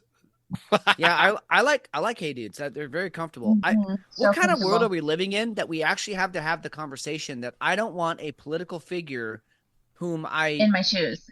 yeah, like I don't want them in my footwear, in my clothes, in my I would rather have them in my shoes than in my pants. well, exactly, but I And don't they're want them as my constantly there. fashion. I don't want a fashion statement to be like, "Oh, so you're a Trump supporter." No, I just want to wear these fucking shoes or no, it's not that I hate Trump. I just don't like those shoes. Like all of a sudden you're now making a political statement about who you are, where you land on the DEI spectrum by the fucking shoes you wear. Like that seems But- kind of like we've gone a little too far. But isn't Look, that I mean, to kind be of the fair- thing? I mean, I've got a director who the guy walks around in Jordans that are $180. But It's that's his thing. we've pivoted from like Hollywood and sports figure celebrity worship to political party, political person, politician worship. It's the same thing as we're putting them up on this pedestal and you're bowing down to them. And I don't give allegiance to any individual politician. I may vote for him one time, but he says and does the wrong thing. I'm going to kick his ass out as soon as possible the next time. I'm not loyal to a person. Amen. Party. Amen. And I Exactly. think, like when I used to like I was so fucking thrilled. Andre Agassi came out with those Reebok pumps and I bought them. And it wasn't because I loved Andre Agassi, although like I totally respected him as an athlete. He was kind of a maverick and kind of did his own thing. But Right. I really liked the functionality of the shoe that I could like put the shoe on and then pump them up and they were tight. And I was playing volleyball at the time, so they were like perfect for that. It's a cool idea. So it was like, yeah, it was more about the functionality for me. But now, like, or if you're wearing a pair of Jordans, like Jordan is actually somebody that you can get behind. I mean, sure he gambled, sure he was a sports Womanized. figure in every he like had, every other sports figure. Yeah. yeah, but how could you not? I mean, and I'm not excusing the behavior. I'm just saying like you are yeah, the it's god Jordan. of the Right. sport. Yeah, and so of course.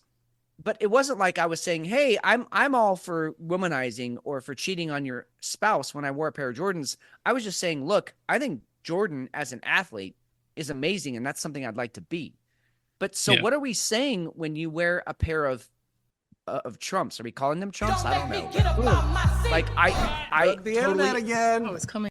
but no, but I mean, are we saying that like I totally prescribe to everything that Trump stands for and says, or are we just saying, look, I stand for the movement that Trump is behind? It's like Yes. you can get too specific on these If you're things. spending that much money on clothing, especially you got to have about half the people are going to be trying to collect something, and they don't really care. They're in it to sell it later to make money. But I think at least the bulk of the remainder are going to be die hard. Whatever he says, whatever he does comes from, God's mouth to our ears. Well, Look, they're not going to be wearing them because they're pretty. if I buy a pair of Trumps and nobody asks me how fast I can run, dude, I'm fucking voting for Biden. Yep. Fuck this. Yep. I'm out. I'm out. You don't ask Amen. me if I can run fast and jump high in my new Trumps, dude. I'm going Biden all day. So is this going to Dude, take the next? Is this going to take the next? Is this going to be MAGA? Is this going to be the MAGA hats? Is it going to be as popular as the MAGA hats? No, because the MAGA hats were cheaper. I was say the MAGA hats That's for 20 easy bucks. sell. That's Yeah, No, but they absolutely but were. also, But this is flashy as fuck. and it also comes at a time when Trump, like, people want to refill his war chest, right? I mean, they want him to have as much funds as possible to defeat the evil. And so I could see, maybe not as popular as the MAGA hats, but I could see them. I mean, a dude, you literally just had a dude that bought him for $9,000. Like, that's insanity. Yeah. He just made those shoes so he can make bail. Well, that's kind of what comes to mind, right? Yeah, exactly. So a GoFundMe was created to cover his $355 million fine. Yeah, because Donald Trump needs a GoFundMe. Right. Yeah. $63,000 is already. I think they're actually up around $90,000 now, if I remember correctly from what I saw earlier tonight. That's the last figure I saw. Yep. But yeah, so I just it's perplexing to me that this is still happening. I mean, if you're gonna get the support, get the support. I mean, that's who am I to say what somebody should do with their money? But and look, I'm he really does have curious. an audience, so and he's a businessman. If he sees an opportunity to sell something to people, he's gonna do it. God Yeah, damn right. I mean, did Absolutely. you guys see the Redacted, the podcast Redacted, which they're solid. Husband and wife team. They put out a lot of good content. They will put out these polls every once in a while, and one of the polls was who would you rather see as president of the United States? And the options were Biden, Trump, RFK Jr., or Putin. and Biden had 1%. Trump had almost 50. I think it was like 48%. Putin had 21%, and RFK had whatever was left, like 18% or something. So it's like people would rather see Putin as our president than Biden. But Trump was the far and away. I mean, it doesn't matter how you word it, how you phrase it. Trump has the support out there. Yeah. Which is just nuts because, 4 years ago, he was public enemy number one. And now here we are. I mean, I'm even now being swayed to the argument of like, well, if we have to take the lesser of two evils, which is insanity for me because I am not a lesser of two evils kind of guy. I'm always like looking for what's the next better option. But That's there what isn't I was one. gonna ask. Like, if we could maybe go around the room. I know Trump and Biden both suck, but when it comes down to it, like, who would you rather have of the two between Someone Trump for and the Biden? country. Neither. No, if that's your neither. choices, like who So I have to pick somebody. You have Yeah, to pick someone. whether yeah. you vote or not. Who A are you? shit sandwich or a douche. Right. Let's go. I Yeah, know. shout out to South Park. I'm with you. I'm gonna but take the douche all day long. Well, hold on. At Who's least who? I know. At least I know what's Trump's in the the douche. douche, right? for sure. Yeah. Would you exactly. rather It's- have it's Donald vinegar Trump or water. would you rather have Joe Biden? I don't know. No. I mean, I don't. Oh, sorry. Go Joe ahead. Biden is not competent. He can't No, put he's a not. sentence together. There's no Exactly. fucking way Yeah, that he's he's a going to vegetable. run this country for another 4 years. He That's- probably I'm hasn't gonna been running write it for the it last Country 3. now. And that Exactly. probably that statement right there, El, that probably ends the debate because you can't even if you disagree with the politics, it doesn't matter because Biden doesn't even know what the fuck party he's part of. Like you doesn't know can't where even he's have a at. political. No, he doesn't know where he's at, what his name is. Yeah, did you guys see the speech he gave today where he just fucking blanked out again and started Yes. like he blanked out and then he started mumbling and then he kind of came back and it was like, wait, like who are we talking? Like elder I feel abuse. like I feel like he's like in the middle of a seance constantly. Like who are we talking to? Is this The Lucy? human Roomba. Is this Joe? Is the yeah? Like he's just bouncing all over the place, and Eating so shit.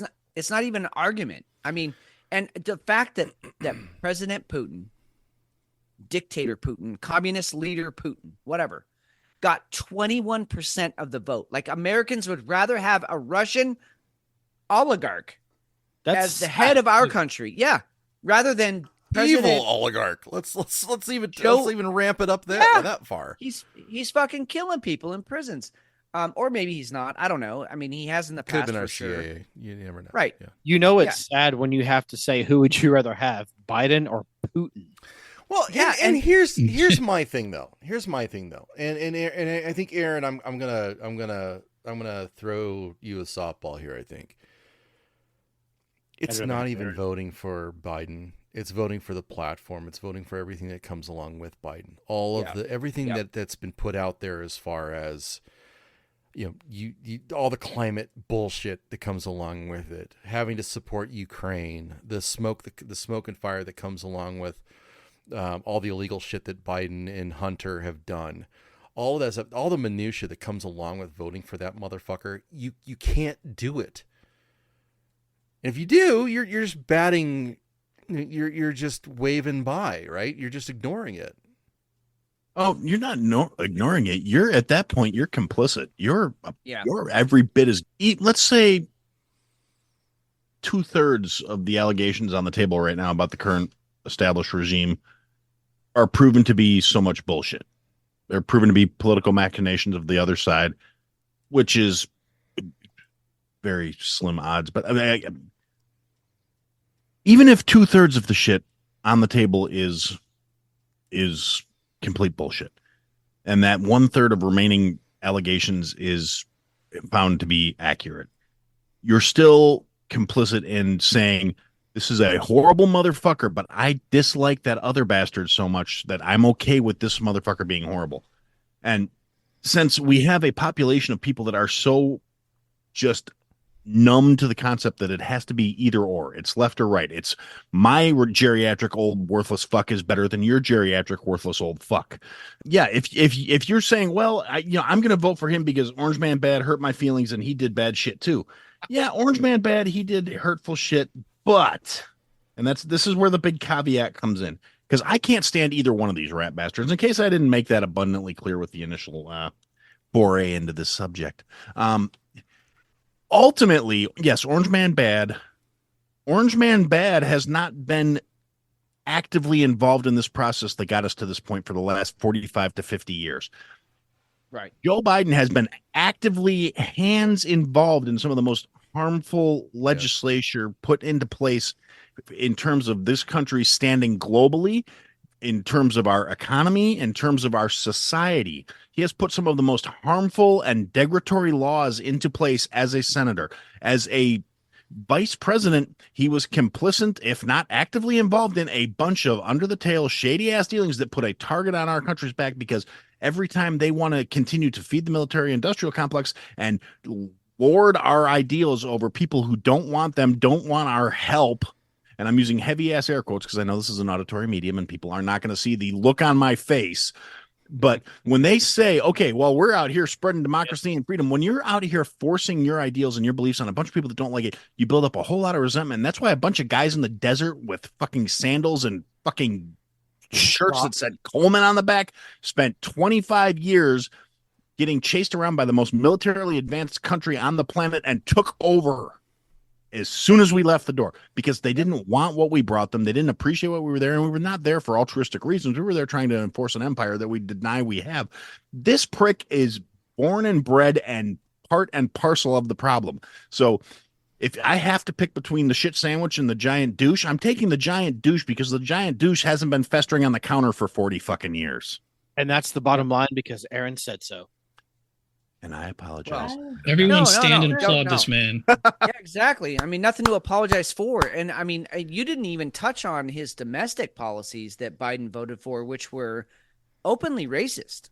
Oh, You know, and openly stop and frisk and stop and frisk. And even he voted with Al Gore's wife when they were trying to censor all the rap artists and everything else because they were a danger to society. He's an open racist, and here we look are up the Frank Zappa condoning him. quote. Yes, yes, exactly. Frank Zappa So- on Joe Biden. It's a great. I'm not going to say we should play it now, but anybody that's No, listening, it's- just Google it. It's a great clip. Yeah, no, it's phenomenal. So yeah, I mean, and so here's the only last bit that I will bring into this, and this is a staple of the Whiskey Hell paradigm, and you can choose to completely ignore it, but McShane and I keep going back to, okay, you're setting this up as Biden being so incompetent, so bad, so racist, so terribly bad and wrong that you don't have another choice except to vote for Trump. And then what? Right? And then we have this guy in who now has all of the political capital, all of the impetus to bring forth whatever he wants, because we're going to be like, well, it's not Biden. And so it sometimes, and I'm not saying always, but sometimes it feels like a head fake. It feels like hey, I'm going to fake chest pass over there to get you to look, and then I'm just going to take the shot myself. And then there's Trump holding the ball in the last 2 seconds of the game, and now we've given him all our power. Like, he either makes the shot or he doesn't. And if he doesn't, we fucking lost.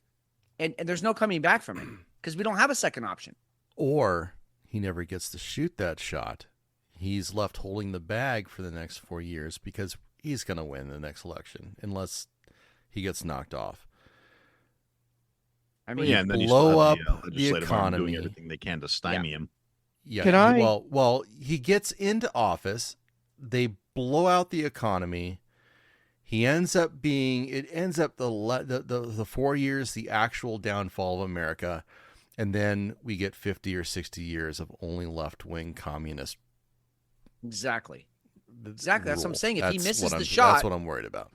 if he misses the shot, he is the evil that brought this country down, and then we're stuck with whatever's left. And he's left holding the bag because he's considered the Joker, right? I had a question actually, and I'm kind of blind.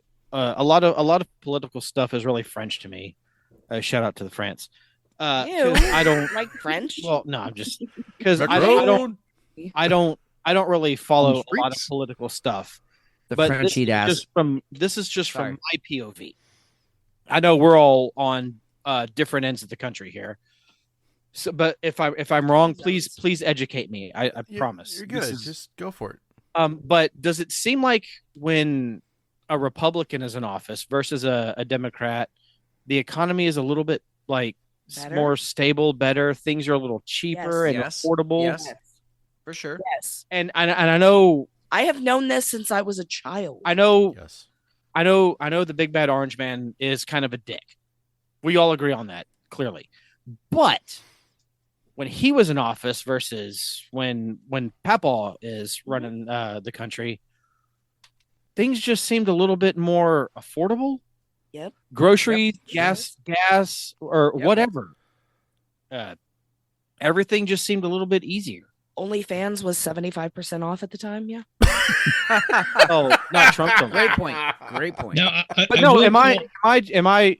And again, if I'm wrong, No. if I'm No. wrong, please educate. You're not. You're 100% No, correct. that's completely accurate. Yes. Even whether to you're left or right or whatever, I mean, Well, the left is gonna fight you on that right? because they say, "Oh, he's saving money for this," or he's putting Yeah. it elsewhere. I just, yeah, but it's they're just they're also a from- fucking cult. oh, that's all. Well, Yeah. I know that. I mean, So we can make an I mean, argument that the right is a cult too. They're I mean, all Jimmy Jones was a cults. liberal. I mean, Yeah. it's Anything honestly, it's a far one uniparty. side or the It's one other. big cult. Yeah, Sorry, exactly. what was If you that, go- Al? I if- didn't hear. But Yeah. this is just what I noticed living here in Kentucky. Yeah, That when a Republican was running the show, right. everything just seemed money wise, So things was a little bit easier on the yeah, wallet. but they were easier. But I'm Well- playing the left, right? I'm playing the left. No, am I wrong? Am I right? No, What- you're No, you're absolutely right. right. You're right. Okay. You're right, But but on the left, yeah, you had the LGBTQI plus XYZ struggle. I have to send you that video. You had BLM struggle, right? Right. You had all of the so if you look at the left ideology, So I mean, I know that's there's not different sides of championed during that. So the right is bad because conservatism this. holds all that stuff back. Yeah. But you're absolutely correct. That's my observation too, and I still lean towards wishing we were back in that world, but Post-COVID. just let me work from home. That's all I ask for. For months I have been on a manhunt for a work from home job. Hey, I want your guys' take on this. Let's go. Thank you for letting me ask. Hey folks, your old pal Chicago Ray. I've been on the radio talking to drivers for about the last hour 15 minutes. And I'm talking to at least 10 drivers going the other way. I'm heading down from Southern Wisconsin. And they're going to start refusing loads in New York City starting on Monday. All right? I got about 3 drivers that I drive with. They already vibrated the boss and told them they ain't going to New York City. So, I don't know how far across the country this is or how many truckers are going to start denying loads to going to New York City. But I'll tell you what, you fuck around and find out. Okay? We're tired of you motherfucking leftists fucking with Trump. Okay? You know, motherfuckers are starting to get tired of this shit. And you know, our bosses ain't gonna care if we deny the loads. We'll just go somewhere else. Alright? You know how fucking hard it is to get into New York City with one of these motherfuckers? Man, fuck that. Alright? I'll tell you, I don't wish nothing on nobody, but by what I'm hearing, this is real. This, you know, we'll see. But,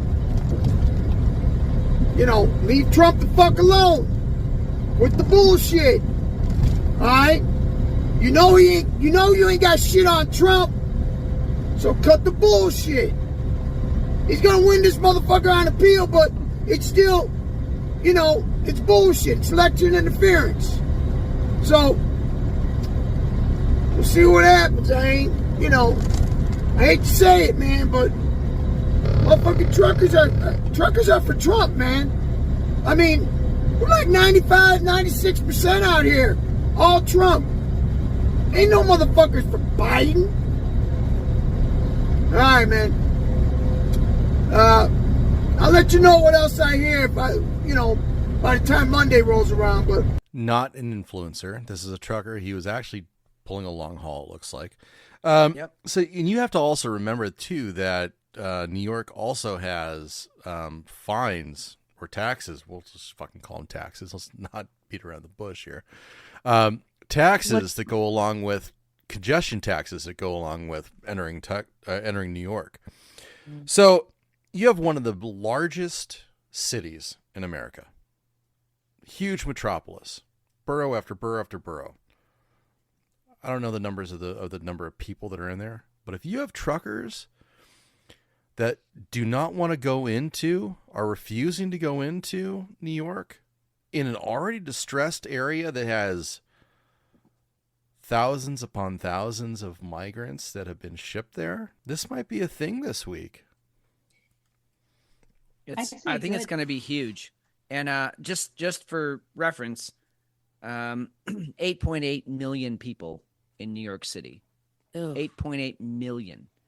And if there's even a 20% drop off in deliveries of food and goods, imagine if you went into your Target and 20% of the shit you didn't need wasn't there. I mean, not that it's not a Target, it's not at Walmart, it's not at fucking CVS, it's not in the city.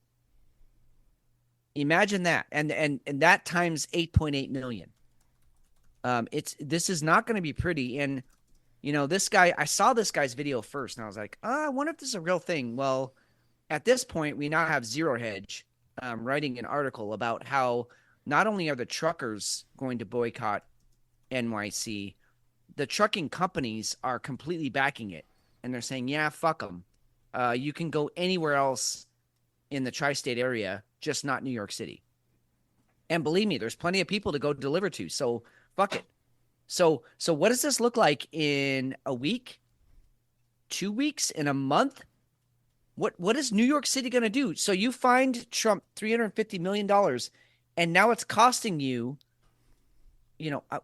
who knows? What is the number that you can put on social unrest, people dying because they're not getting their fucking meds, or babies aren't getting their formula. I mean, you can start thinking about worst case scenarios here. Food, fuel. But they already gave 93 million to the people came across the border. So why don't they take that money and handle their okay. citizens? I mean, that's an argument too. I'm just saying that, when actual like boots on the ground kind of shit starts happening. I mean, look at the farmer uprising in Europe.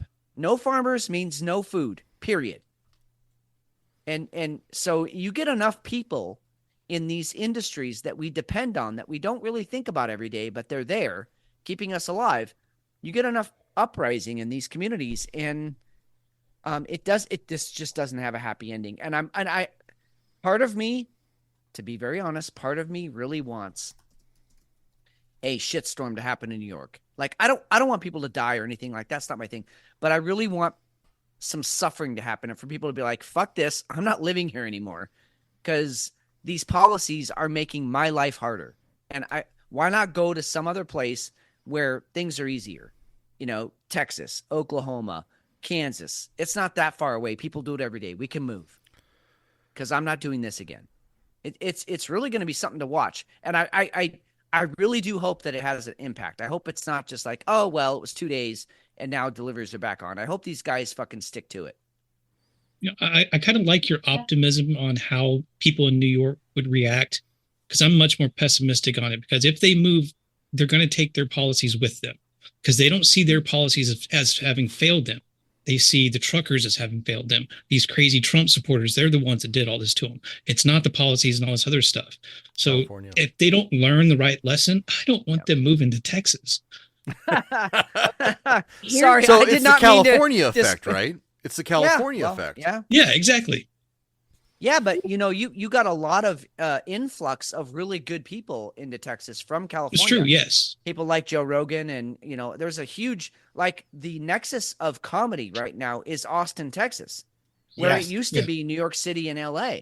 That's right. And so like that's huge. That's a big thing. And so, these types of migrations, for lack of a better term, it could be a really good thing.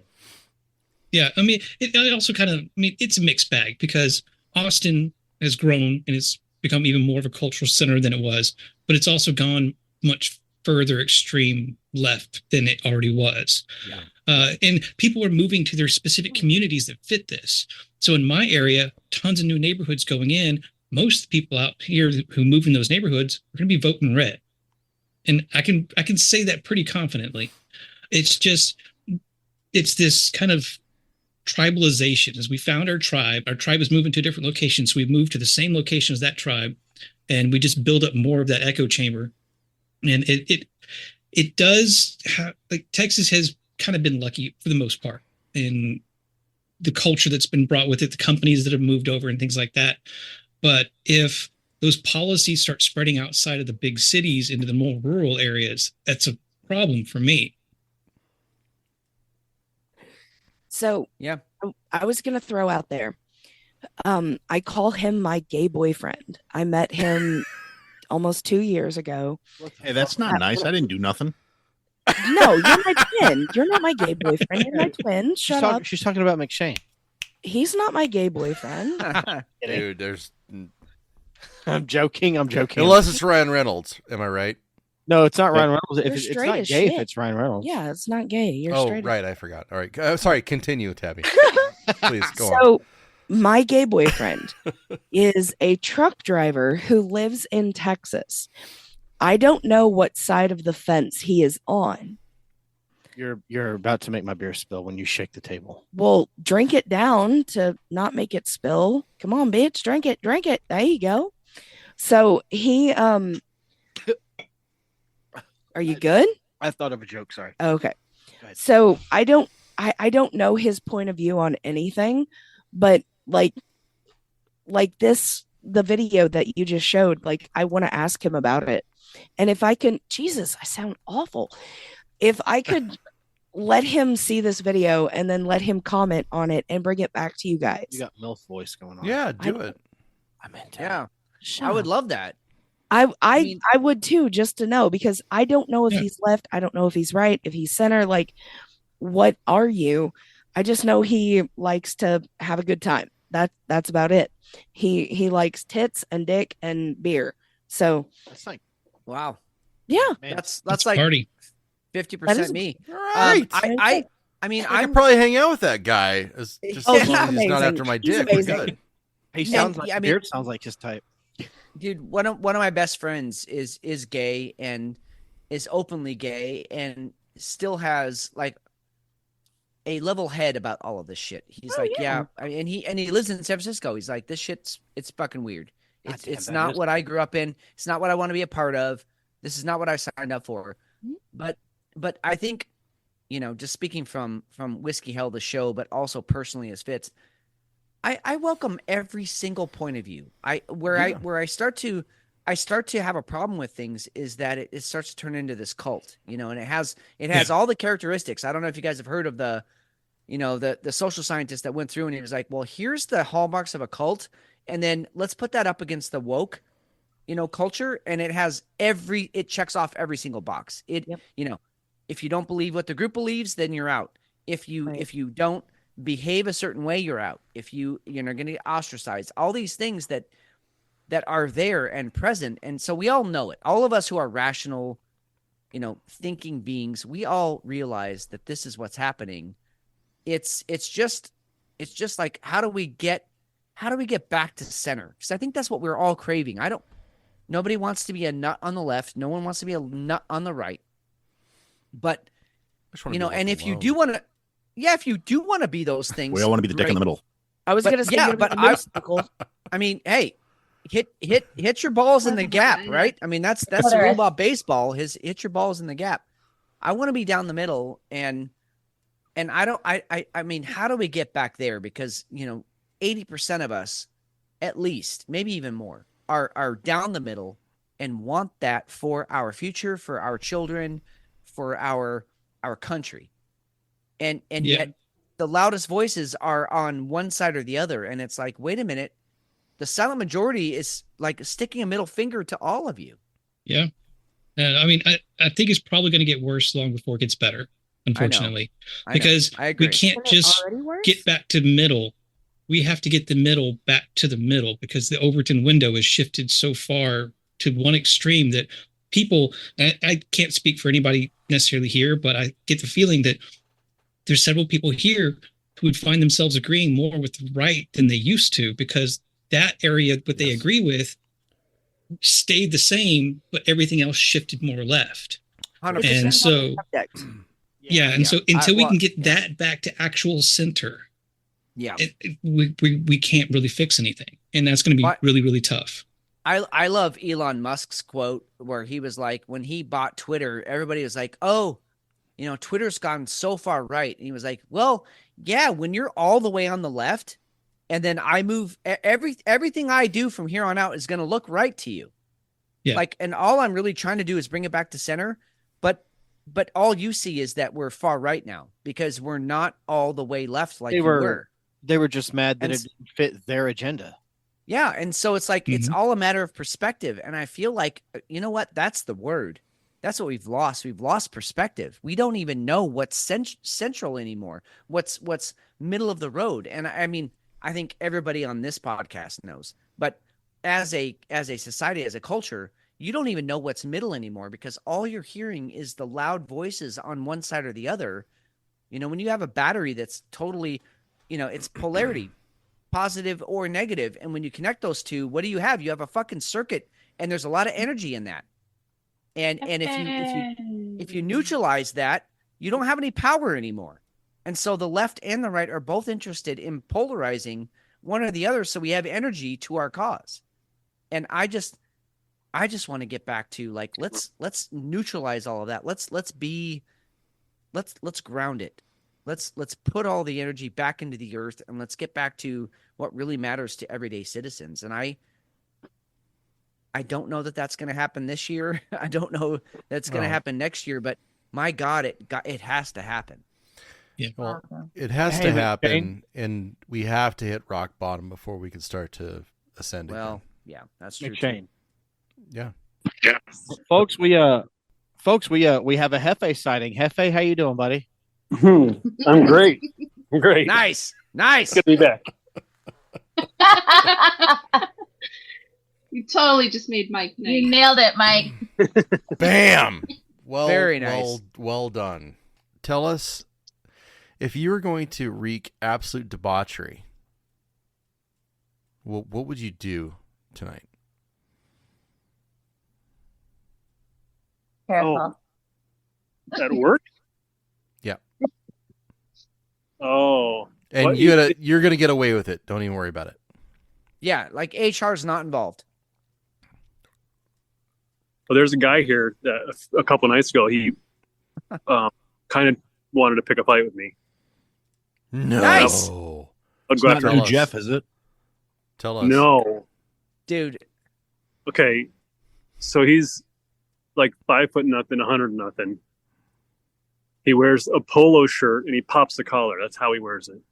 oh my God. Wow. All right. And he's like probably in You his love those 60s. guys. And he's always fun to it's fun to kick his ass. I love kicking his ass. But the thing is, I'm not like most dealers. Most dealers just want to they're just pulling for the people that are going to tip them, which I like that too. But I'm kind of like I want everybody to win, except when they're assholes. And this guy's a true asshole, and so I'm always trying to bust his balls and take all his money. And he gets pissed off and he starts saying stuff under his breath, and he's not supposed to say stuff to the dealer.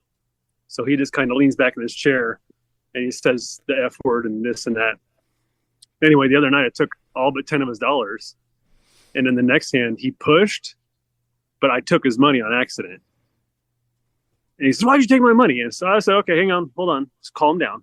And I called my boss over and told him what happened, because if I just give him the money back, that's surveillance just sees me giving him chips. They don't. Right. So I have to call my boss over and tell him what happened, give him his $10 back. And he's just glaring at me. And I said, "What?" And he said, "You took my money." And I said, "Yeah." And I apologized and I gave it back to you. And then the next hand I had a blackjack, so I took his money anyway. Doing stuff under his breath again. And I'm dealing to the other guy. And so, the little dickhead is sitting out. I'm dealing to the other guy. And he's saying stuff. And I stop mid deal. And I lean into him. And I say, I'm sorry, what was that? He said, "I'm not talking to you." And I said, "Okay." And I go back to dealing. And he says it again. And I stop again. And I lean over and I say, "I'm sorry, are you saying something to me? Because if he's saying something to me, I can get his ass kicked out." Yeah. And so he finally gets up and he walks away, storms off. And another thing is, whenever he's losing his ass, like hand after hand, he'll start saying, "Good job, good job." And this is where the rooting for people thing comes in. Usually I'd be like, "I know, maybe they'll turn around, whatever." But with him, I just finally started saying, "Thank you." Because he's saying, "Good job." And I say, "Thank you." And it pisses him off. And so he goes away, and then I go to the next table. A few minutes later, he comes walking up. I've got a full table. He leans between two people, and he goes, "Hey." And he shows me 3 black chips that he had. Like, I fucking care, right? And I go, "Good job, good job." And he just looked, and he went to the cage. I was like fully expecting him to come back and try to pick a fight with me. You Which I was welcome that. You need to make sure that you're not going to get knifed on the way out to your car, first of all. Yeah. You have no idea how much, like, these are the moments where I really wish I still lived there.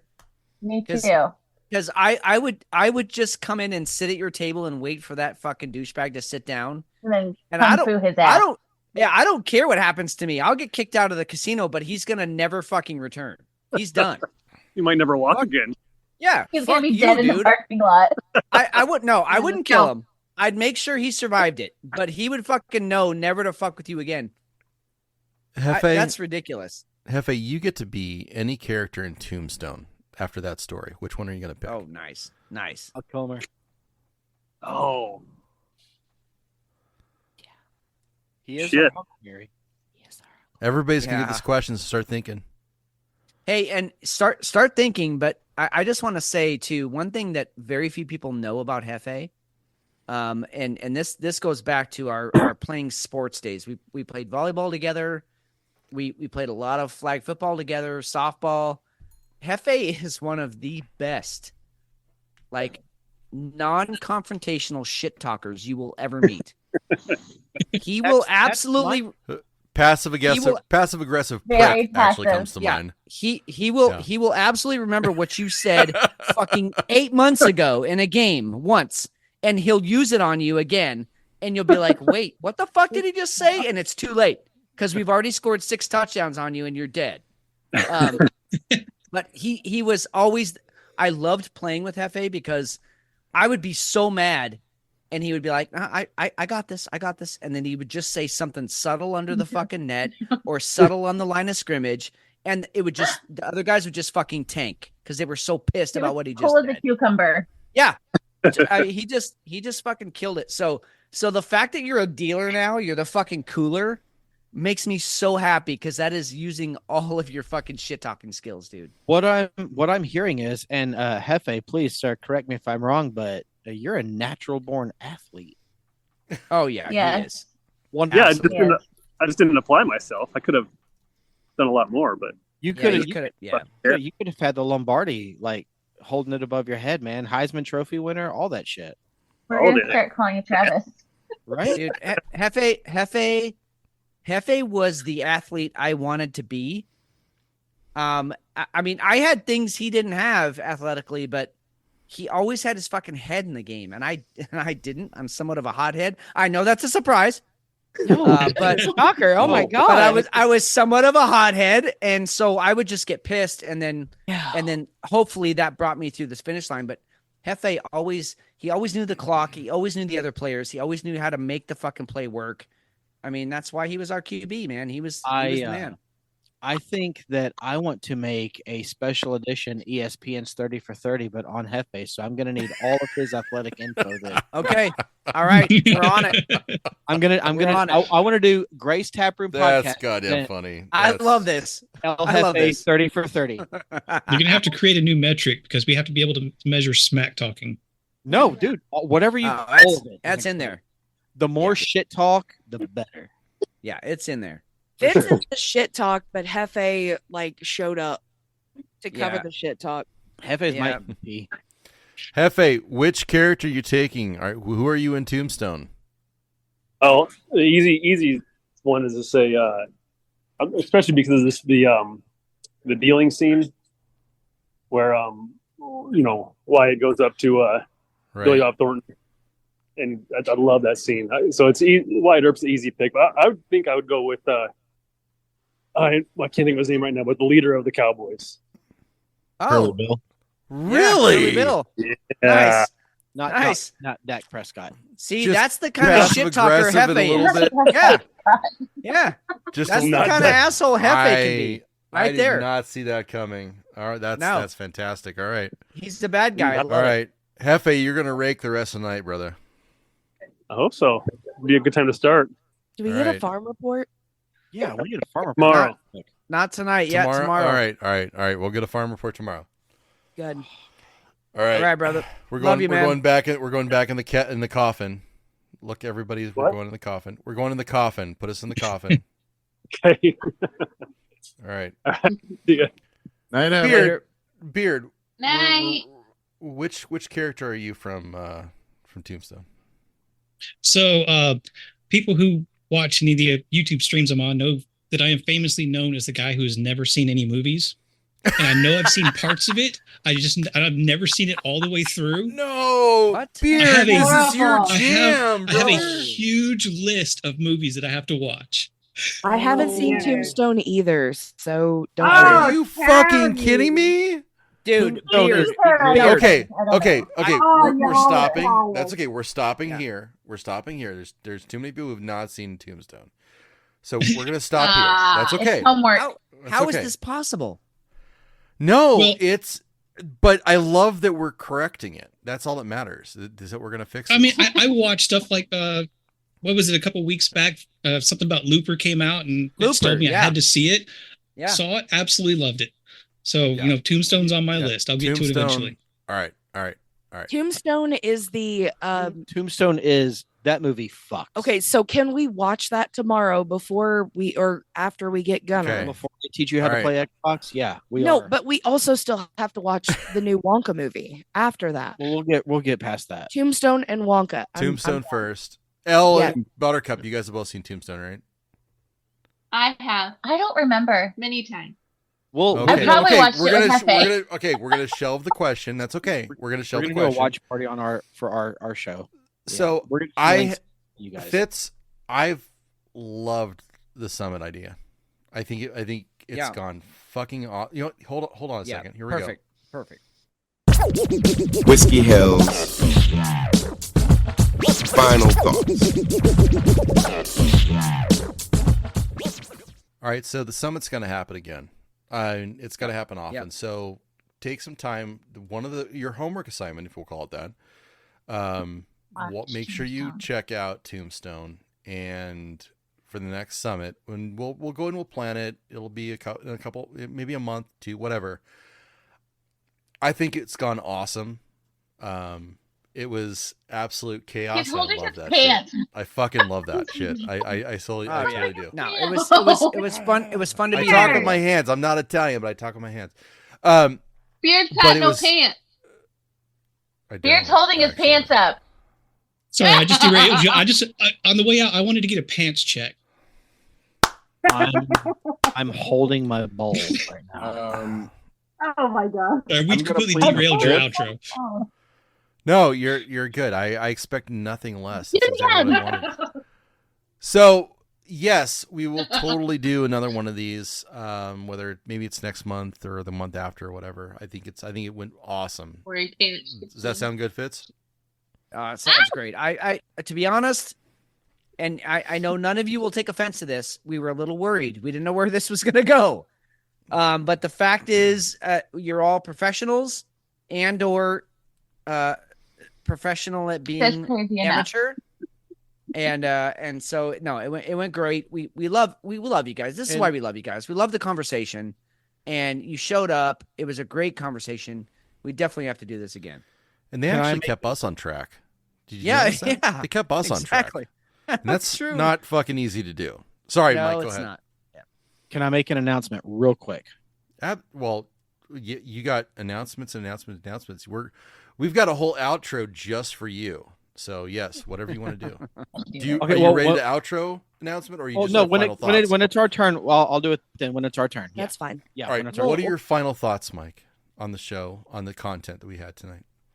I think this is one of the most fun fucking podcasting nights I have had in my entire podcasting career. Mhm. And on that note, I would like to invite everyone that is here right now, Yep. all of you, to come over to the Grace Taproom podcast to do this part 2. Oh, Nice. Our All right. show. Nice. Our show. I'm not done tonight. All right. Very fun. I'm up. Aaron, So, final except thoughts. for Aaron. Well, I'm completely gobsmacked all of a sudden here. I just got completely derailed because I've been accepted. You're always accepted in the tap room. Aaron's fucking Well, not in, dude. accepted. Taking Accepted. a He said everybody can come except Aaron, which There's means the belch. I've got a 4-hour drive ahead of me, so I can come over there and kick Mike in the nuts. Actually, Yes! it's six. Wait, did you say Not sex? the way I drive. Six. 6. Okay. My family and I are looking for sex. Sorry, that was. Well, I'm sorry that I National had Lampoons. the National accent Lampoons, and sorry. six sounds like But no, six. I want to do this night again, but on the Grace Taproom podcast, and I Yeah. invite every one of you that are here right now to come to our show to be a part of it. All right. Nice. All right. Nice. Sounds Down. good. Very fun. Beard. Final thoughts. This was a lot of fun. It's kind of hard to wrap it all up in kind of one statement because we started off with, well, it was kind of a mess. If we're honest, we were all over the place. And then we delved into can't find the clit, and then we hit pretty hard on politics and got serious. This was just all over the place. You know, I would expect nothing else from this group, and I loved it, and I would love to be a part of it again at some point. Awesome. Elle and Buttercup. Whoa. Sorry. Thank you, Tabby. No, that was me. That was Mike. That was me. I should be able to tell the difference. I want my credit, motherfucker. I have more manlier burps. So Tabby's got better reverb. That's fair. Always a pleasure. We love being on with you guys. May we all find the clit. Yes. May we Amen. all find the clit. Oh my Amen. God, that's It's outside May of the fourth- Cleveland, right? No one said anything in Ohio. In Avondale, Arizona. It's kind of like Avondale's kind of like Cleveland. I'm just gonna say that's gonna replace like May the Force be with you. It's like Yeah. now maybe I'll find the clit. yes. Yeah. Yep. So if Peace you be haven't with you. noticed tonight, you have several podcasters with you and a streamer who is absolutely fantastic. These guys are absolutely the bomb. Great content, phenomenal conversations, funny, poignant, and just very real. Guys, where can everybody find your shows? Beard. I do Monday evening shows on YouTube. It's called After the Weekend with my buddies JT and R2. And we do kind of retro movie reviews, like things from our childhood. We're all about the same age, around 40s, so 80s, early 90s, that kind of thing. You can find that on YouTube. At the account is at ATW Movie Reviews. And if you can't figure that out, you can just follow me at Beard of Liberty on X, and I'll link everything there. Awesome. Thank you. Mike and Tabby. You can just go to our link tree at linktr.ee/Grace Taproom Podcast 2. We're on all, if you listen to podcasts wherever, we are there. Yes. Sometimes we do live streams on YouTube, Facebook, and Twitter. Yep. We have a Patreon, patreon.com/Grace Taproom Pod. We have 2 bonus shows that we do. We do.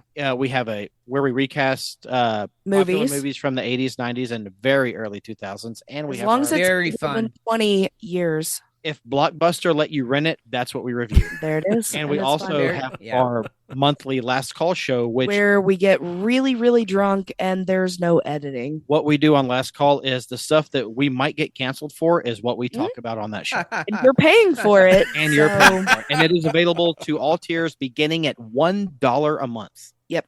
And then don't forget the radio station. And we have Taproom Radio. Yes. Which we're trying to bring that back at least once or twice a month.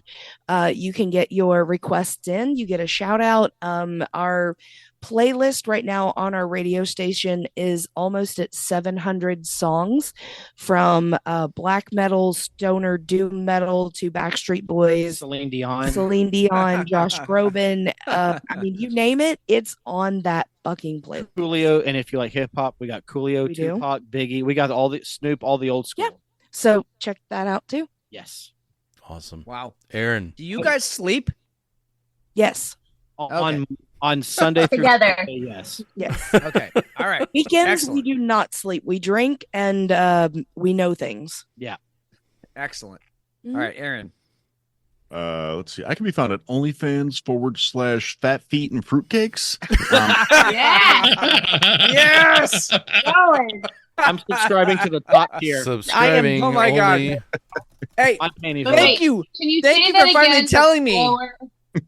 You gotta say that again, but a little bit slower so I can type it. I don't think I can say it again. I've been looking for that forever. Thank No, you. Aaron, just do talk to text. It'll then Elle and Buttercup can find it for you. Yeah. Just post it on I'm afraid Twitter. to look We'll if that's actually follow a it. page. It probably is. I can be found at ihadtosayitpodcast.com. It's a page that I put together for the podcast. It has links to everything related to the show, or on any of your podcast playing platforms. Anywhere you're listening to this show, you can find my show by searching for I Had to Say It. You see a big screaming gorilla face. That's the right thing, because I'm a big screaming gorilla. And yeah, please, for the love of fuck, do not look up that OnlyFans address. I don't know what's there, but if there is, I do not take any responsibility for any emotional scarring you may suffer.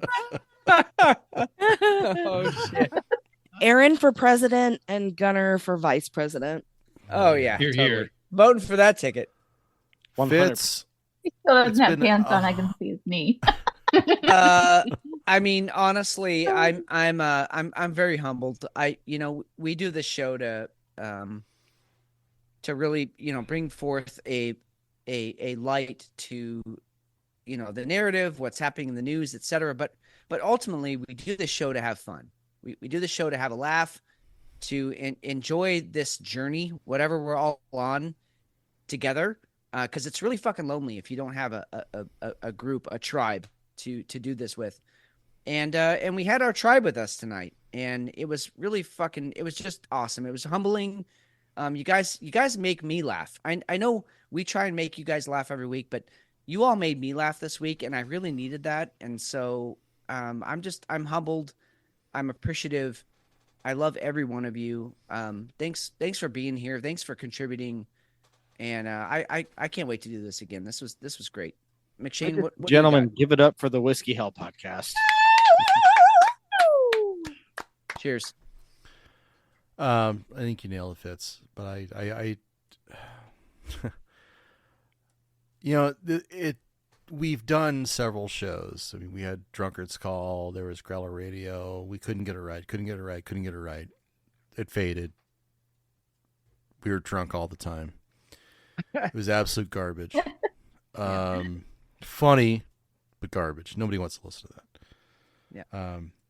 But I just wanted to let you know for sure that I appreciate you're willing to go ahead and take a shot at another rendition, knowing that we were not the same people that we were in our 2020s, pissed off 20s, dark 20s, and knowing that we had some quality to put out, and being able to share tonight with you guys, Aaron, Tabby, Mike, L, Buttercup, Beard, Joe, Calliope. I mean, it's Lounge. just Moose Lounge for sure, and Jerry Zero. It is humbling. It is, but it's also fun, and it's fueling, and it lets us know that this is not the world doesn't suck as much as it seems. There's a lot we can do. There's a lot of good we can do, and as long as we're laughing, we're not crying, and we're doing something productive. So I just appreciate each one of you for being along for the journey. Fitz, I wouldn't be doing this if you weren't here. So, and I'm going to say right now that we would not be doing this without Hefe. Yep. That Yep. son Huge of a shout out. bitch. He's only Hefe. in here for a short amount of time, but he's in chat every week. Yep. He keeps grinding, and he's a fucking example of what a guy is supposed to be. So, Yep. hats off to Amen. him too. Yep. I'm Steve McShane. I'm Fitz. Think critically. Act accordingly. We'll talk to you soon.